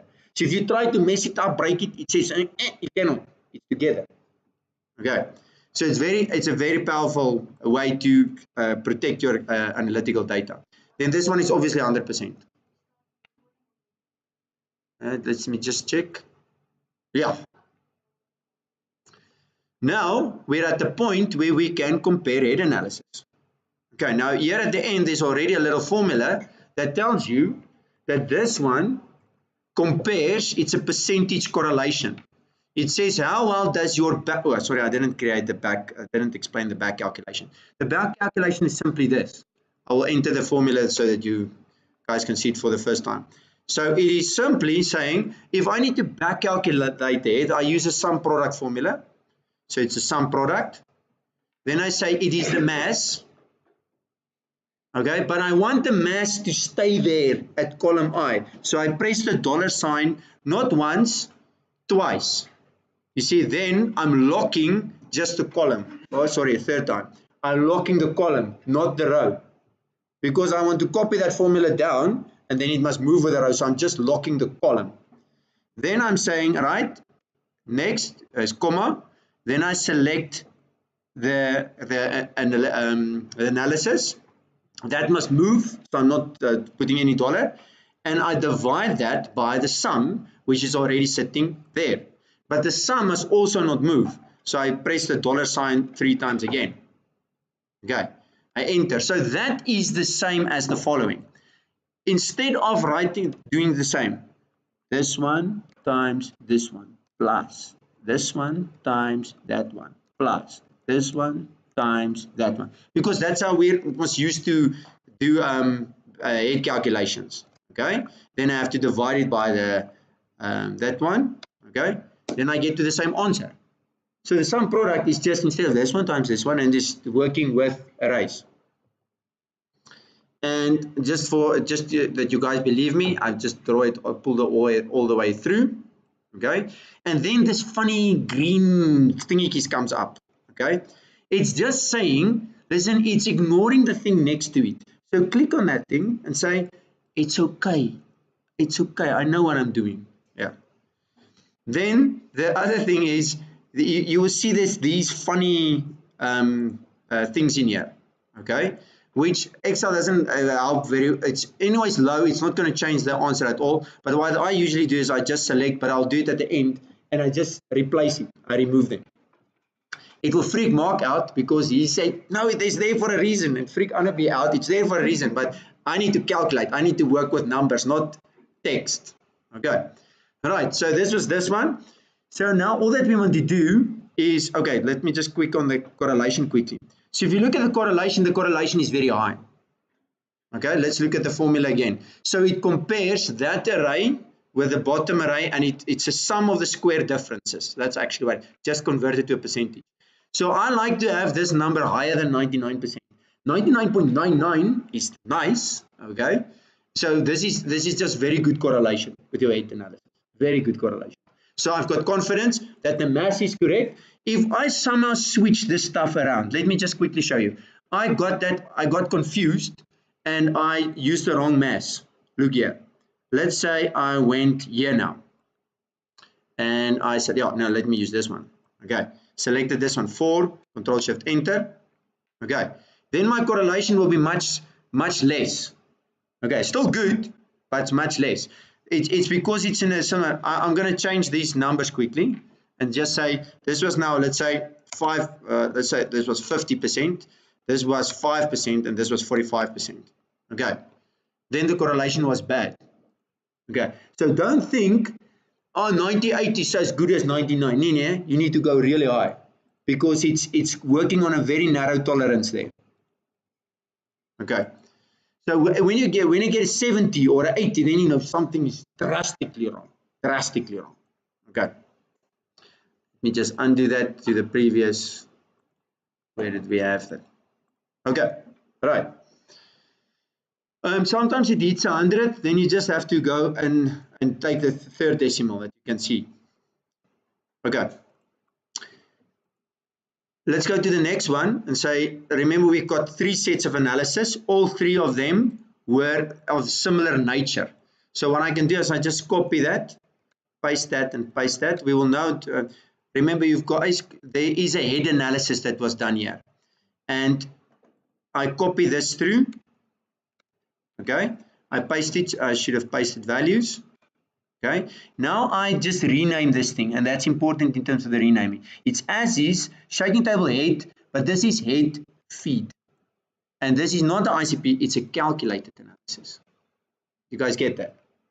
All right. And then I use the same formula here so that it calculates shaking table feed, head feed. It's a difference, it's different to shaking table head. Okay. Now the same thing we can do on this side.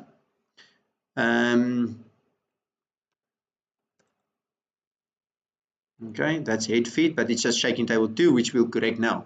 So let's go back to our labels and say we've got shaking table 2, which is this one. I just fetch it, sorry, I was in ICP. I just put it there, paste it. Okay, that was shaking table 2. And then back to label, I've got shaking WAMS ICP in there. I just must steal the last one, copy it, paste special values. Now I must just correct.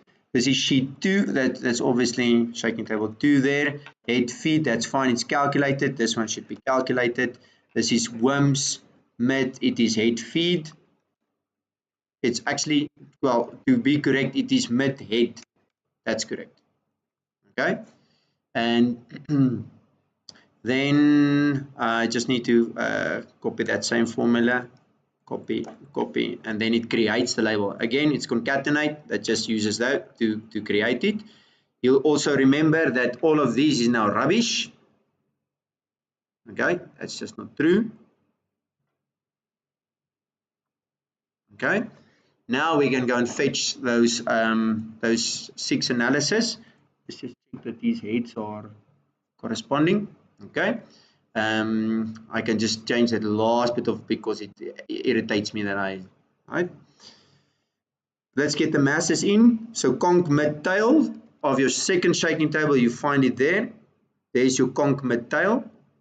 Okay, and you say F4, Control Shift Enter. It creates the array in there, and then this one is your WIMs. Go back to mass and select them, your corrected mass, F4, Control Shift Enter. Okay, there's the masses.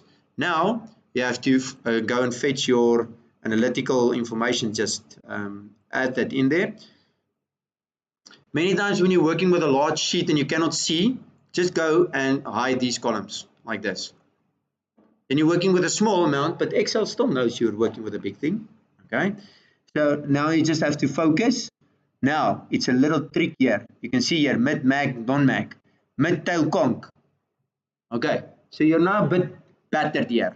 Okay, so what I usually like to do is I change it here because I'm not changing the values or anything. I'm just sorting them. So what I'll do, I'll add a line in there. I insert. I take this line. I move it there. Now it's in sequence. Conch, mid, tail. Now I go and say, right, I need the next one. Mag needs to be on top. So I put insert the line there. I put this one and I'm bringing it inside there. Now it is mag, mid, non-mag. And I can delete these two lines, or I can delete that line. Okay, now it's nicely in sequence. Now I can select this whole thing here. Okay, this is my WIMs. Remember, you're dealing with WIMs. And for the same reason, you can actually, because you cannot see it where it pastes right into the end, you can hide this one as well. Okay, now you're at the WIMs and you can paste special now. Check. There's your answer. And now the same thing is you go to your second one, which is your shaking table 2. And go to your ICP. You paste it there. Okay, right, now obviously things doesn't make sense here. 91, 95, then you know it's a problem. It's guaranteed it's a problem. Okay, so what are you comparing? Look at your thing. It's comparing that head against that head. Well, obviously it's wrong. Okay, so your head is 1%, so you're comparing it with, let the mass guide you. It's comparing with that 1% because it's your conch that was split into that. So you just drag it and say it's there. Enter. Wow, right, back on track. Right, next one. You're comparing the mid 38 with that one. That's why it's so powerful that these masses are correct. So just say, right, it's the mid. I enter 99.984. Okay. Now you can just sort of look at the numbers and see if the numbers make sense. If you look at your big SO2, then you're looking at 73.38 versus 73.89. Not exact, but we're not in exact science. From an analytical point, from splitting, from processing point of view, and say that is good. So 16.76 compares to 16.3. Okay, 0.22 compares to, oopsie, 0. But it's a moisture analysis because the moisture depends on what you're doing with it. Okay, how long you dry, etc., etc. Okay, all right. So now we're at this point. Yes.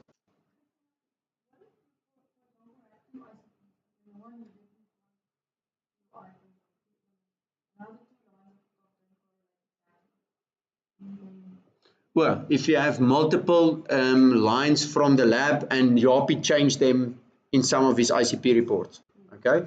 Usually that we haven't had that happen because per project we specify elements or whatever. So on this project you will have, but when it's the case, then you will have to do some work with the sheet. You'll have to align it.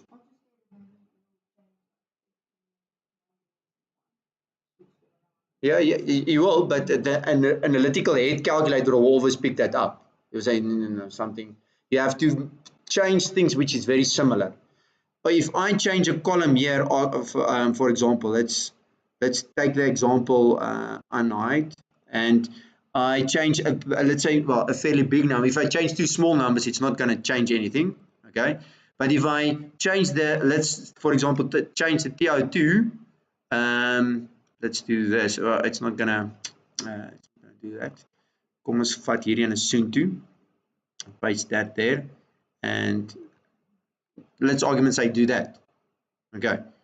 Then not so good. Okay, so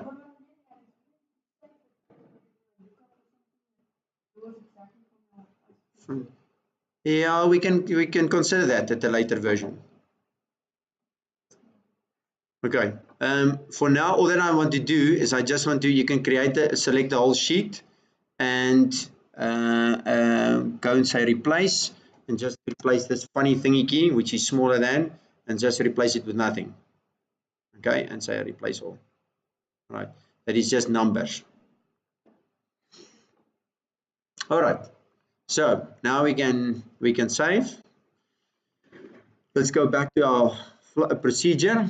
So analytical transformation is transferred to the test with data sheet. Okay, it's given that specific thing. Mass information is transferred to analytical sheet. I go regional analytical sheet. That's what we've done. Back calculate compared with the analyzed head values, and then specific head naming convention. This was these ones here that you mentioned specifically. They've got also a name because later you want to refer to that name. Okay, so it's important that that name must be there. And now we're at the mass flow summary.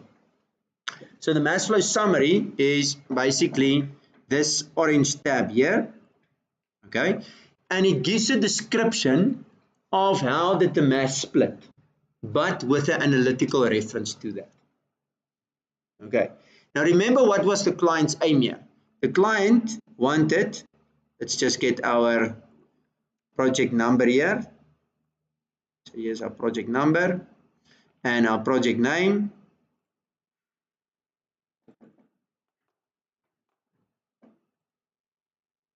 So what you want to illustrate here is you want to illustrate how did whatever he's interested in split. So he was interested in tantalum. So you need to give him now a view of tantalum. So the way in which these blocks are done is it's yield, grade, and recovery. Those are the three that's important. So it can be yield, grade, and recovery of whatever element that you selected. Okay. So this is a sheet that is just drawn up. So you have to build obviously the sheet. Now I've done it to save time. I've done it, but it looks very similar to this one, except that all the mass blocks and all the mass handling steps are out. So this is more a flow sheet, which a process flow sheet or a process engineer will require to determine, because that's what you base your process design on. Yield, grade, recovery. So how do you use the sheet? Very simply, all of these things are already pre-populated in terms of this little block. So you have to get your information into this block. You start off with your element selection. Now you can see it's different elements. So you need to go and select now in your ICP, what are the important elements from this. So obviously you know it's tantalum. Tantalum is important to the client. Now you can see lithium is also like interesting, is always interesting to these tantalum guys. So you say, let's put lithium, or you can say, I just put the elements in there, doesn't matter. And then you can say, right, what is other interesting? Here is phos also has got some variants here. So let's add phos, or let's take the element phos. Let's stick all to elements where we can. And you can add the other one, it doesn't matter. And let's see, Fe is definitely, there's activity on Fe, there's activity on silica and alumina. I've got that one. Yeah, we can probably put that one as well. But again, it comes back to your understanding. I don't necessarily understand what is potassium and sodium going to do there. So he can later work on that if he's interested in that. So I pay special values transpose. Okay, so I plug them into that little block. The rest I can just simply delete this. So now what you've created the drop down menu here. You've created a selection where you can, and then it will give you the balance of that. So again, this is ICP elements. Okay, and what's the other things that you need to change? Okay, now we have to pull in these analysis.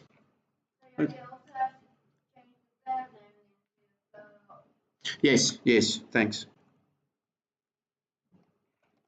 Okay, All right, now you want to populate this thing. So it is as simple as go to your ICP, okay, and select your labels. So I want it, I want this. Just give me all of this. It's fine. Copy it, okay, smack load it in there. What I do is on 0, I don't load a 0 because I want to back calculate certain things. So I just paste the values in there, okay. Now it doesn't work. Now you just check on this formula. Why is it? Because it's referring to XRF. So all that you need to do is your ICP is already going to be pre-populated with a naming convention to say ICP, it refers to this block of data. ICP labels, it refers to that block of data on top.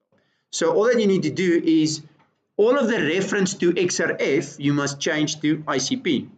So what I do is I select all of this, find, replace, and I say just please replace XRF with ICP. Replace all. Okay, all of a sudden, there's action here. A lot of action. So it pulls all of this information through. Here is the masses, okay? Here's the grades based on your selection. So if I select P, it's going to give me that. If I select anything else, it's going to give me, okay, let's, for example, Fe3, okay, alumina, there we go. So the top one, I usually like to call it calculated head, because that is the one which refers to all of the outgoing streams. Okay, and here you must, because you are never going to get a perfect mass balance. When you calculate, there's always going to be like a recovery check that's missing or whatever. But you can have a perfect mass balance if you use all your outgoing streams as calculation. So the way in which I do that is sometimes I calculate it here, or sometimes I just calculate it. So I'm going to calculate it here, and I'm going to put that there and say this is now split head, and we come to some head, it's fine. Head 2, head calc. Okay, good. And I say that is 100.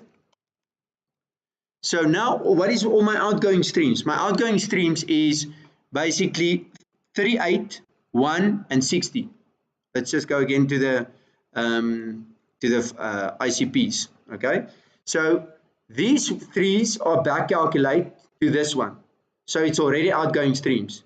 These three are back calculated to that one, and that's it, and that's the third one. So this one is already calculated back head. This one is already calculated back head, and then this third one. So if I use those three, then I use the pure analytical number. So I can sum them here. So sum, it is my outgoing one is that one, and then that one that's just below that. That one is, sorry, it's a 60. Okay, close that and say, right, it is 100. Thank you, that makes sense. Now I go and I calculate and say, okay, right, because I cannot apply the sum product formula, I have to go and say this one times this one plus this one times this one plus this one times this one. Remember, all of these streams are now calculated. Not one of them are analyzed. You use analytical information, but now your mass balance is going to work out perfectly. Okay, so if somebody says there's no such thing as 100% recovery, then you just say, listen, you need to understand which streams you use to calculate the recovery. And we just say divide by that. Now remember, you have to drag this formula across, so all the I columns you have to lock. So you can double lock them, it doesn't matter. It doesn't need to be single lock because you're not going to copy this formula.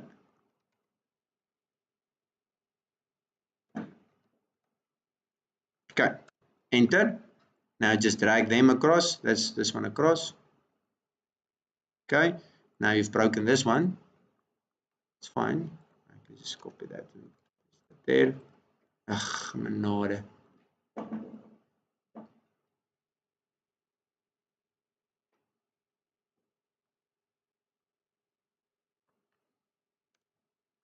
Okay.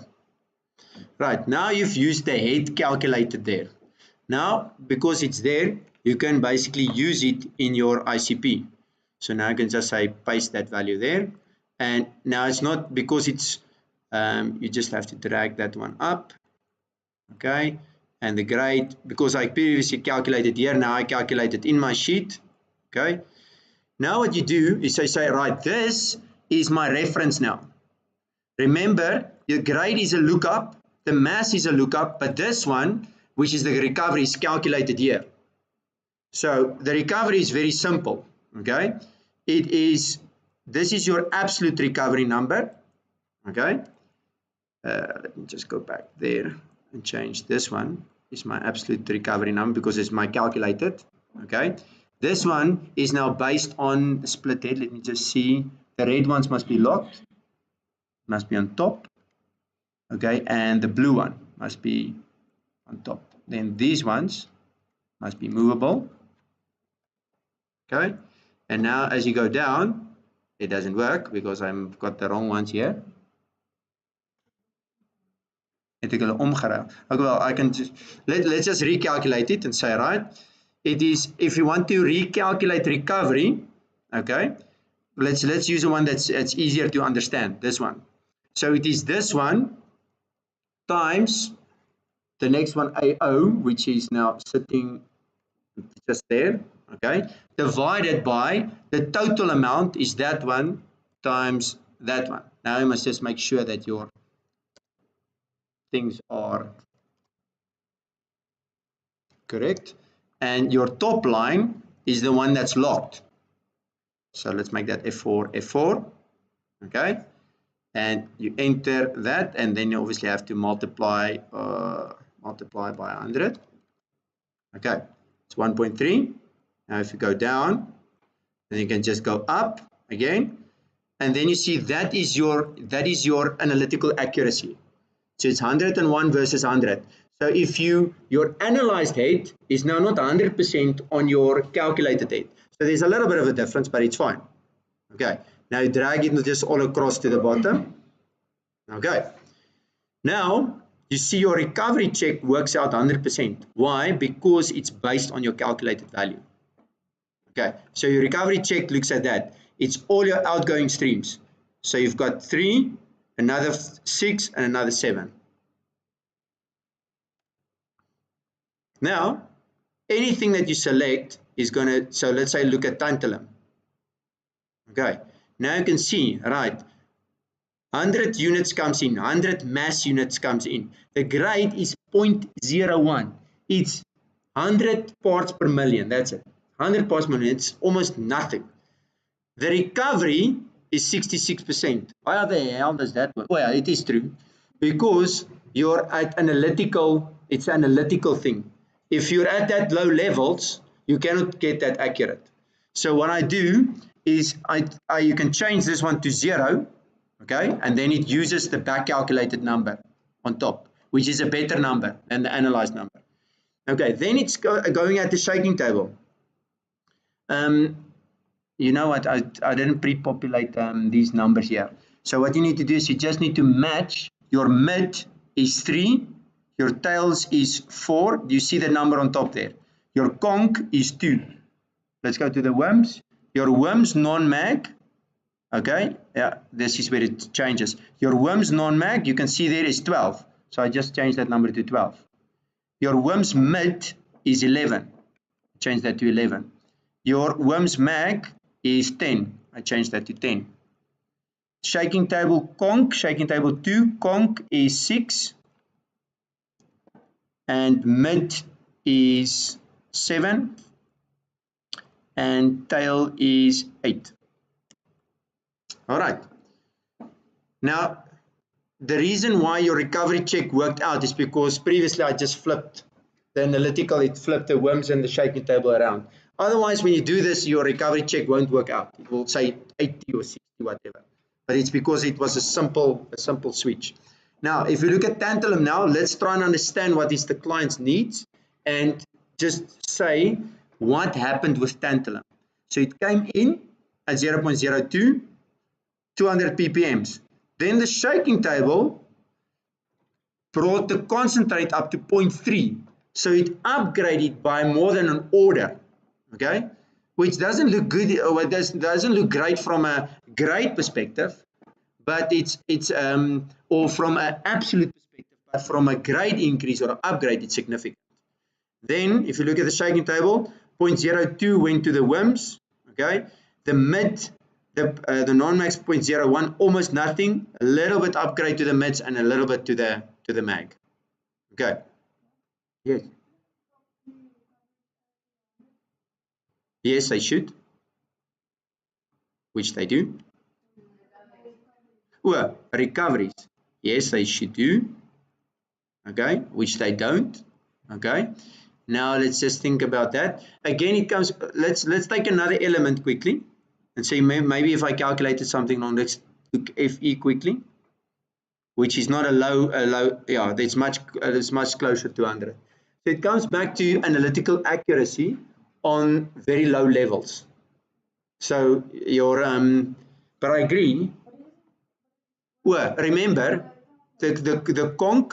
These two are analyzed. The recovery is going to match here perfectly because these are analyzed back. But those two intermediate streams are not true, and they're not calculated. They're analyzed. Okay. Right. Let's go back to tantalum. Right. So the conch is sitting at 0.3. Then if upgraded to conch 1.34, mid 1. And so forth. Now you can also have a feel for the recovery. So, Mr. Client, how much of your final conch did you recover your tantalum? A measly 13% of your tantalum got to your final concentrate. Okay, which is not great. I mean, I looked at these numbers and I said, okay, I want to set up a tantalum plant tomorrow. Except if the price of tantalum is really, really good.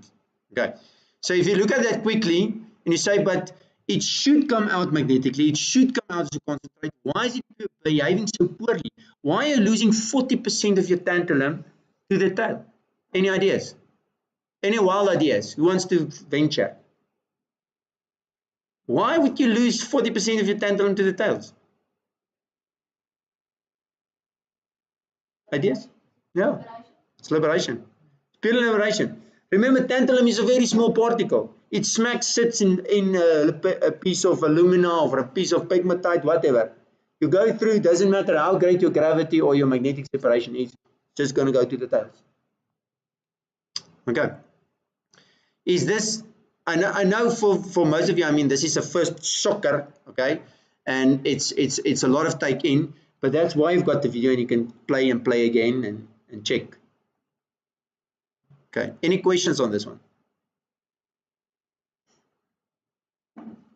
Okay.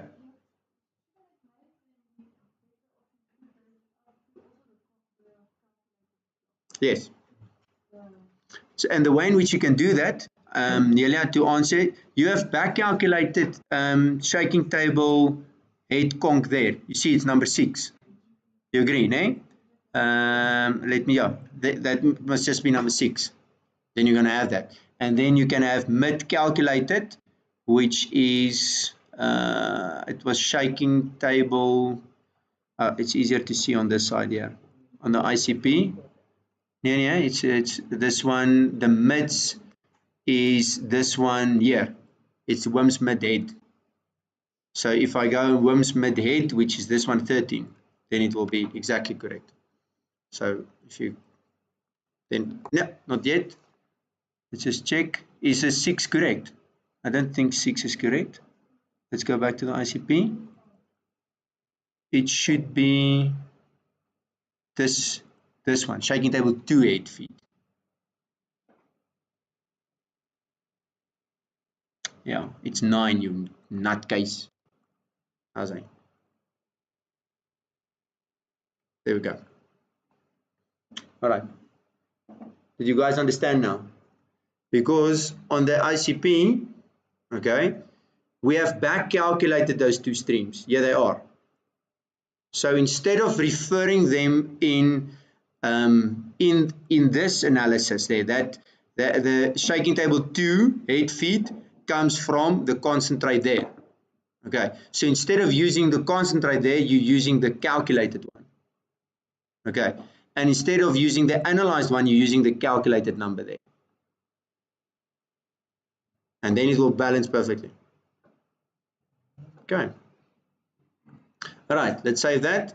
Let's go back to our procedure. We've got half an hour left to do the last part. Okay. Mass flow summary. And what I do again is I literally copy this. I go back to the email. Okay.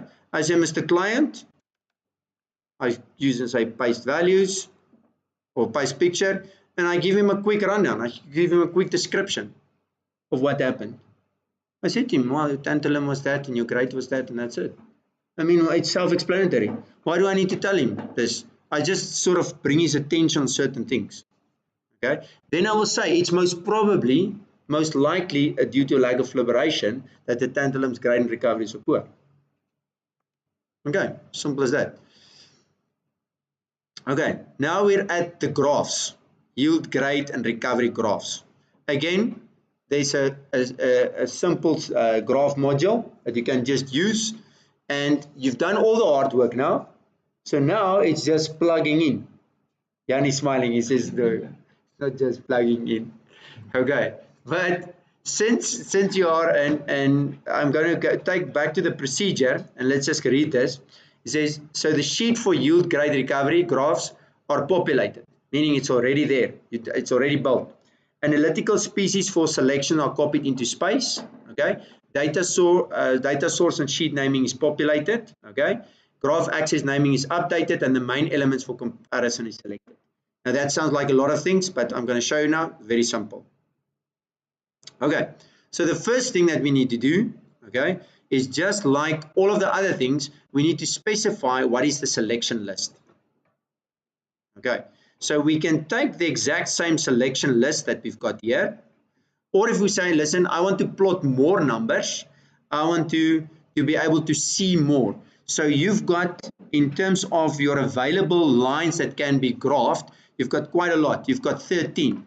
So you can select, on your ICP, you can select 13. So let's select quite a number here, and potassium, and so how many? I've got 1, 2, 3, 4, 5, 6, 7.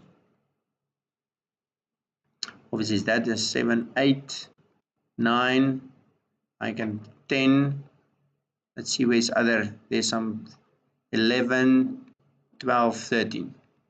Okay, copy them. I paste. How do I paste here? I paste special, values, transpose. Okay, there they are in their little block. Now this is again a selection on your drop down menu that you have here. Okay. What do you want to plot now? When you're plotting yield, grade, recovery, you're plotting what happened at the individual processes. So you've got an overview in terms of the mass, but now I want to zoom in and say, how efficient was this shaking table? How efficient was this WIMS? How efficient was this shaking table? So let's start with this shaking table. So we change this thing and say, this is shaking table 1. Okay? And we go and we say, this is not, it's ICP. It's not primary concentration. We can call, well, it is primary concentration actually. And the assays is from LightDeepEarth. You can just say LDE. Okay, now you've populated that. Everywhere we see blue on white, you obviously need to populate that. And now you have to fetch your analysis. Okay, so your analysis are sitting here, and these 3 are the ones that's going to tell you what happened to shaking table 1. You agree? So we copy that, we bring that to shaking table 1, we plug it in there, paste values, take that out. Oh no, nothing happens. Okay, so somewhere something is not working.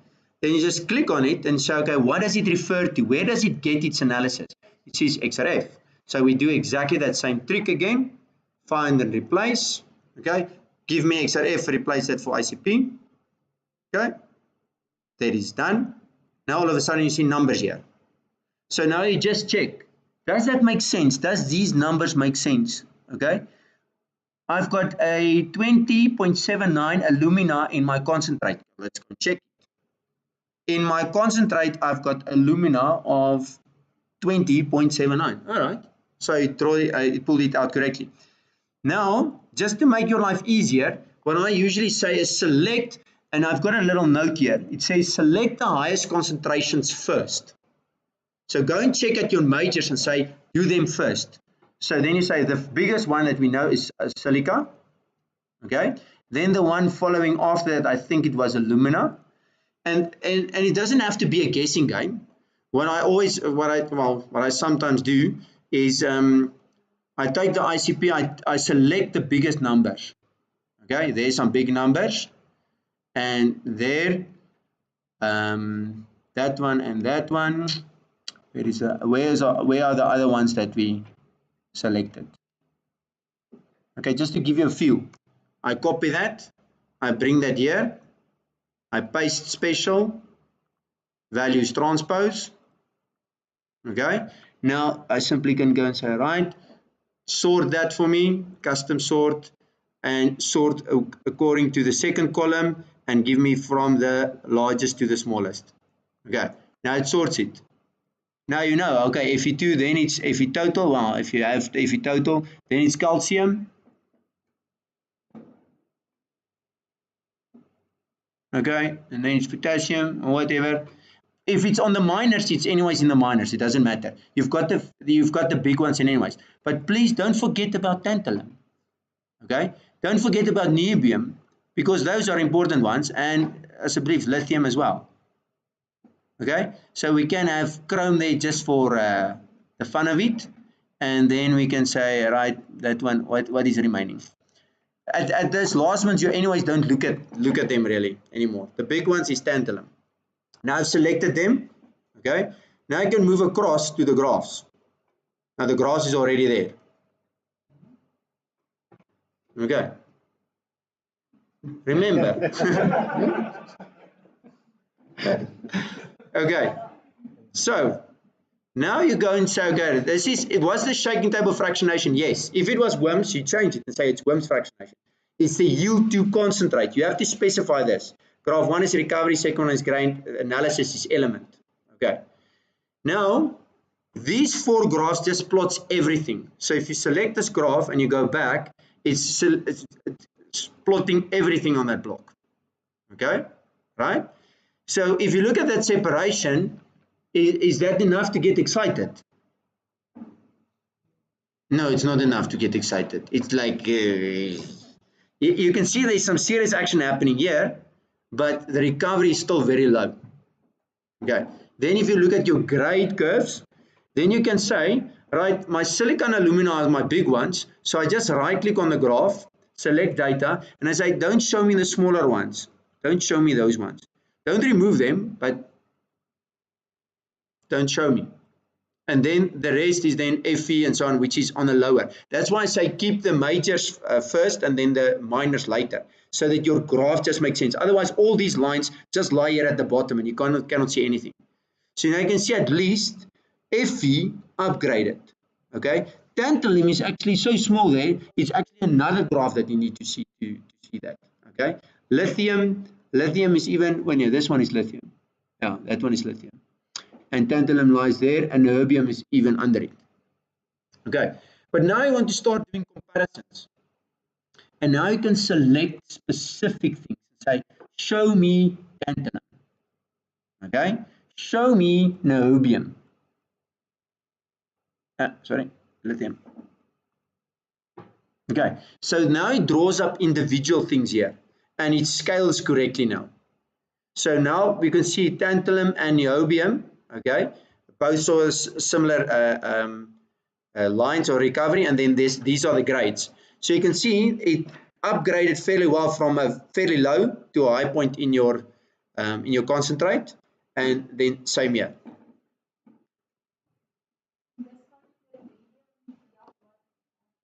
I don't think they analyzed rubidium. Is it? Kom eens kyk gou-gou. Oh ja, is daar. Jou oulike ding. Kom sit hom in. So we don't like, let's take chrome out. Let's plug that one in there. Right? Now you can refer to rubidium. Okay.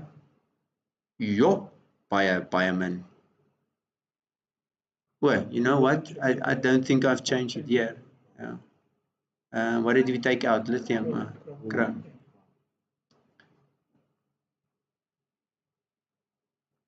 Yes, that's correct. Needs to be there. Okay. So interesting, it downgraded. You see, in the gravity process, it downgraded. Didn't upgrade. Yeah. Yeah. So it doesn't follow the tantalum.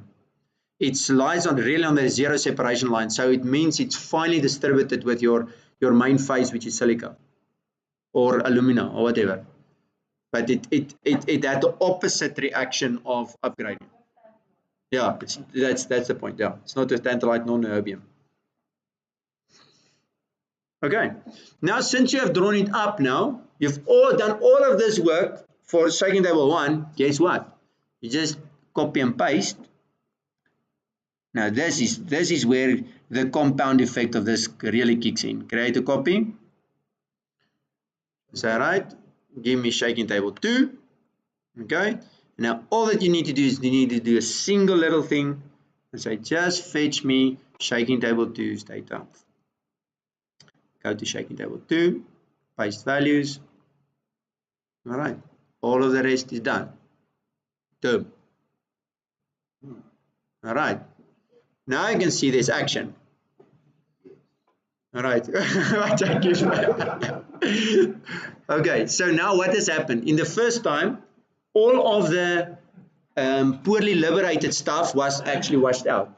The stuff that behaved as concentrate came through on the second shaking table, and that responded better because it was liberated. So you see the power of liberation. Very, very important. Okay, now these graphs also look, I mean, now tantalum recovery graph looks actually a bit better. Okay, and you can see that the niobium and the tantalum is probably following each other very, very similar. Even those lines on top of each other. So then these type of associations can be picked up long before it comes to the QEM scan. You understand? So when the QEM scan is done, we can actually see those two are most likely similar particle if they're sitting on top of each other like that. Okay. All right. Now the same exercise we can do for the WIMPs. Move or copy. Remember, you've already identified your focus elements. Okay. So whether it's a shaking table or a WIMPs or whatever else, it's exactly the same thing. Okay. You're evaluating splitters. And that's why I've made provision here for a 20 splitter or a 13 splitter, if you want to have that. So let's get back to ICP. We grab our mags, okay, and we plug it in here. The only thing that we need to change now is, remember, it's not primary concentration anymore. Well, maybe let's just change this one as well, because this influence graph heading. This is secondary concentration. And this is magnetic concentration. It's actually WIMP scav or magnetic scav. That's what it is. Okay, and it's not done by LDE. It's UIS. Well, other trick that I just want to show you. If you want to change something and your sheets are exactly the same, look here. I select 2 of them. I change there. The ICP comes from UIS. Okay. Guess what? Just click somewhere else now. Okay. And then you will see it changed both sheets. So if you've got 5 sheets that's exactly the same, and you want to change one thing in one of the sheets, just select all 5 of them. Okay, good. Now the WIMPs, we need to do the following. Shaking table fractionation is obviously not. That's WIMPs fractionation. Or you can call it magnetic fractionation. Many times people don't understand WIMPs, magnetic fractionation. If I can spell. Ooh. Power. I will need to have some power shortly. Don't we have that lead there?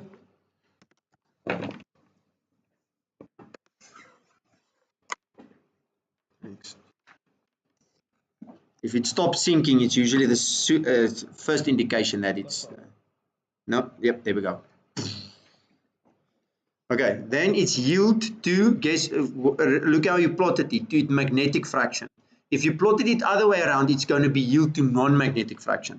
because remember the sequence that you put it in, it's first max, mid, non-mag. You can change the sequence, but then you must say yield to non-magnetic fraction, because this side is what you always plot first, second, third. Okay, so it's yield to magnetic fraction. Okay, then what it does, it updates all of these graphs. You don't have to worry, oh no, I forgot that update. Once you've done that, it updates everything. If you're plotting minerals, you just say, here, I'm plotting a mineral, not element. Okay. All right, so now we can have a look at this information. Does this information make sense? Okay. So again, the worm scavenger was performing very, very poorly. There's only a very small component, okay, that responded.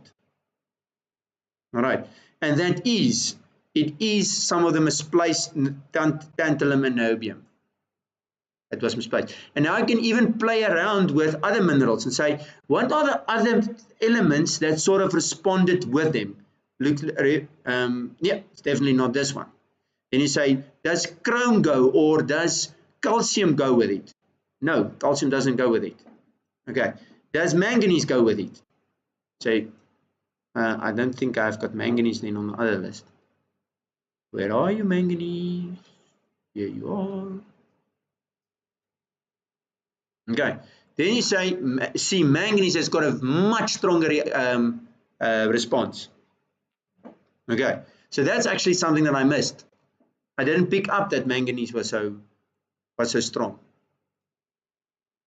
That's definitely something that I missed.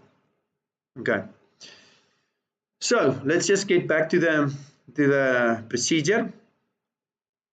We're in the last lane, people. We're in the last lane. Okay, so sheet for the yield grade recovery graphs are populated. Analytical species for selections are copied into space. You remember, we fetch them and say we want to view these ones. You can't view 50 elements. Okay, so you must have a feeling for what it is. Many times I don't have a feeling. Anabi probably has a better feeling what elements to look at. Okay, then data source and sheet naming is populated. So the data source and the sheet naming, I'm referring to these things here, those ones there, as well as your sheet naming there. Because if you look at the graphs, it pulls in. It's a campaign primary concentration sheet, shaking table 1. So it picks up. If I say this is shaking table X, okay, it's going to change the graph. So there's structure in this,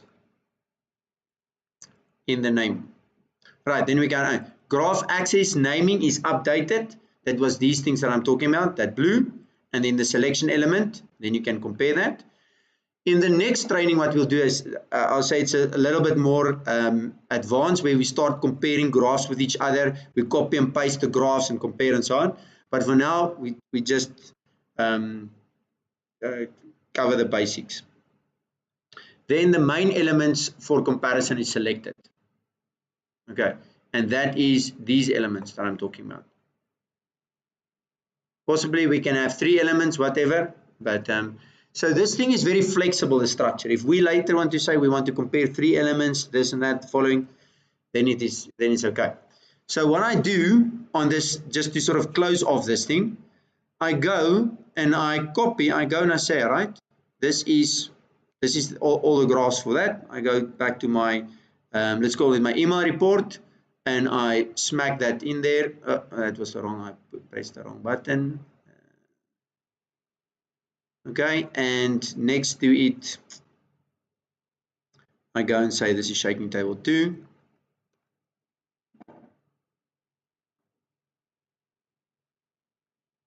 Okay, and I do the same for shaking and for worms. So when it's sitting in an email in isolation, okay, what you want to do is you want to be able to let the client figure it out from the naming there. So that's why your naming must be correct. You must make sure that because previously I made a mistake. I didn't change the thing. It was still saying cumulative mass yield to concentrate fraction for the worms. Because I'm working at lightning speed and then I'm making these mistakes. Okay. But looking at these graphs, and then I literally just say a few comments. Then we can say, right, shaking table 2 performed much better, most likely because of the liberation.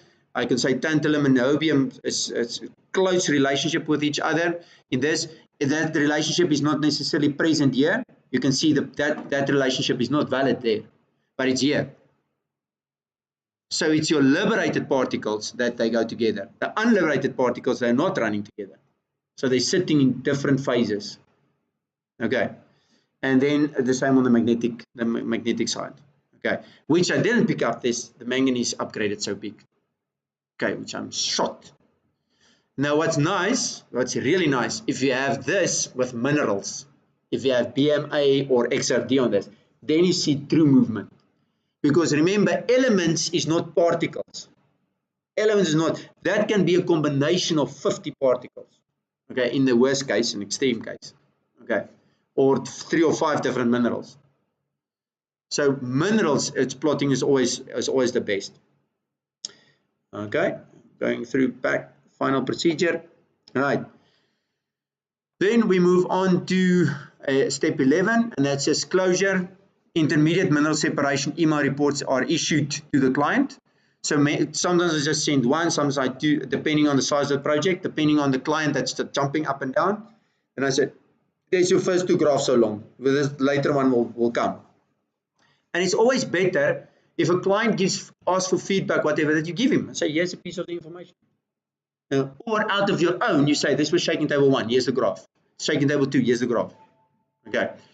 Final mineral separation email report is issued. So all of these intermediate reports that I issued to him, the last email, and maybe I must just make a note of that. When you send an email to wherever, okay, I always put the project number first. So it's PL18-01 double. Then I say what it is. It is scope clarification, or it's results, or it is data, or it is whatever else. So then I always reply back to that mail, but I just change the subject. And all of the previous information is below. So the last email report is just a summary, but all of the things are attached to that email. So if you scroll down, somebody who sees it for the first time actually sees the whole story with photos and masses and whatever else in 5 or 6 emails. Okay.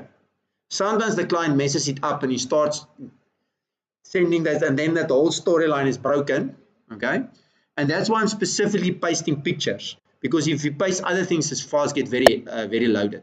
And when you guys put photos also, I just make a very small version of that photo so that the mix stays low. Okay, I'm at procedure.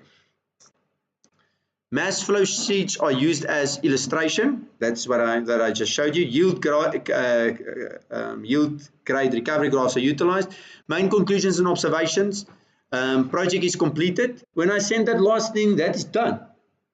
Do not expect a report. No, this is it. And also when I contact with the client, I say mention an email report, not a summary report, not a memo, not a concise report. I say an email report. Because there's many times, no, I want a formal report. I say, no. Go back to your scope. Go back what we agreed. Okay. Then reduced testwork data file is sent to the client. Now this is quite important. This whole file from procedure right through to the, I don't send this to the client. No. Okay. So what I do is after this thing is done, I save it. Okay. Then I go and I say file, save as. Now I create a new one. So I just put a little A here, meaning that is sent to the client. We've got a convention. A is material sent to the client. B is information received from the client. C is it is checked. That is final checked. The sheet has gone through all the final checks and can be filed. Okay. Then I put the date as well and say it's 14 September. So I know what was that date when I shared this file to the client. Okay. Then I save it. Okay. Now when I go, this is now the client's file. I say, right, he doesn't need the procedure, he doesn't need the label, buy. That is our stuff. Okay. Remember, all these files is not linked. He doesn't need to cost. Okay. All of these XRFs, we didn't put anything information in there. He doesn't need the cost. Okay. Because if he forwards it to someone else and he sees all of this stuff, whatever, he doesn't need that. So you've got one mass, he's got his ICP, he's got his flow ICP, he's got that. Those sheets are all, we don't give him our toolboxes, but the ICPs are easy because he paid for that, and delete that. So at the end of the day, That is the information that goes to the client, with one exception. Okay, mass is fine. There's no special calculations here. Flow ICP, you still need to select these things. Okay, different elements and whatever else. So this thing still needs to work. But this thing is viewing. It's not for copying and pasting into your sheets and saying, oh, this is nice, let's have that. Okay, and the way in which you do that, you just select all the tabs. Okay, you go and select everything. You say copy, Control C. Okay, then you say just paste values. Okay, now if you go and you check these numbers, oh, it's still bugger me. Let me see, I need to do it individually. Let me just see. Yeah, I need to do it individually. Sometimes it works, sometimes it doesn't. So I copy it, I paste values. If you now select on it, it says it's just values. All of these fancy graph thingy keys, whatever else, reference is just values. Then I just go to the next. I repeat that. Select everything, that top corner. Copy, Control C, or you can say here. Well, I think it did Control C. Control C. And no, it didn't Control C. Control C. There we go. And paste. Check it. Yeah. And your WIMS final, select Control C. And why don't you want to do Control C? Because you want to stand here or what? Okay, and paste values. Okay, check, gone, right. And you've got your ICP, and that's it. Many times when you bring marks XRF in as well, you also have got references and values and whatever else. So by default, when I bring a sheet from mark in, I Control copy and paste values. Okay. And that is it. Now you can save this file. Don't go and change things now, which you need to. This is the client's file. So this is just a stripping information. Not like, oh no, I've got an error here. Let's change that. Then you say, whoa, whoa, whoa, you need to change it on the original file. Okay. And then you can just save that. And now the procedure is gone. Okay. And it goes out. No, it's just a large piece. And I go back to my client's file. In terms of the last data file, I go attach. There is the recent one, attach it, there is it. Now you can see it's much lower in kilobytes as well. Our original file is 200 or 300 kilobytes already. Okay, attached to the last data, off it goes. Okay, right. Let me just date modified. Let's open this last one. Let me just check. I've opened the long one now. Bugger me. Mark, how are you getting XRF results in here? Well, it's probably because it was syncing in between. See, it's impossible that you were working and then quickly sending stuff and whatever. Well, okay. Okay, right, so we're done. Final mineral sheet, mass flow sheets are utilized as illustration, then reduced testwork data file is sent to client. That's what we did now. Naming convention, calcs removed. Okay, now, last thing, you see the color changes, project is closed. So project is completed here, but the closure steps are quite a few things. So the sheet formatting and input quality is checked and confirmed. Somebody goes through your sheet and say everything is in place and right, then it's checked and confirmed. That has not happened with the last 50 sheets of ours. So we still have to sort of work on that. Okay, then bulk sample discard storage, very important. I hate it if sample starts piling up here. It's so quick, then we've got problems with samples. So this will have to be driven very strong. Reference sample submission into sample library. If your project is completed, it needs to be formally submitted into our sample submission library. That's the reference sample.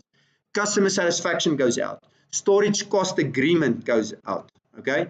Project is fully paid, obviously. Transfer final checked file to Excel. So you will see here is a in the tech documents there is Excel and Excel closed. So once it made the checks, they will see that the testwork data. You'll see there's a little C. It has made all the checks. So our checked folder is a bit small, you see. Okay. And then the last one is PDF proposals is just checked that A and B is in place. The original one that we signed and the one that signed off. The correct file naming, all applicable Excel files, naming convention. Now that's all the analytical stuff. Stuff from ONB, stuff from Mark, stuff from ICP, whatever. All of that is also correct file naming is checked and it's transferred. Okay. And then all applicable analytical data in testwork data. So many times we've got different sheets running. All of that analytical data must be into one sheet. and then a product email in the LightDeepEarth inbox. So that last email that you sent out, which contains everything, actually intermediate email reports must also be copied to the LightDeepEarth inbox. Okay, that all of that is saved on the tech inbox, and then the old textbook data flow sheets are scanned in and available. So as I refer to that other, the one that's scanned in, that folder comes and it lies here as a reference to say here is the original data. Okay, so that is that. So I can stop here.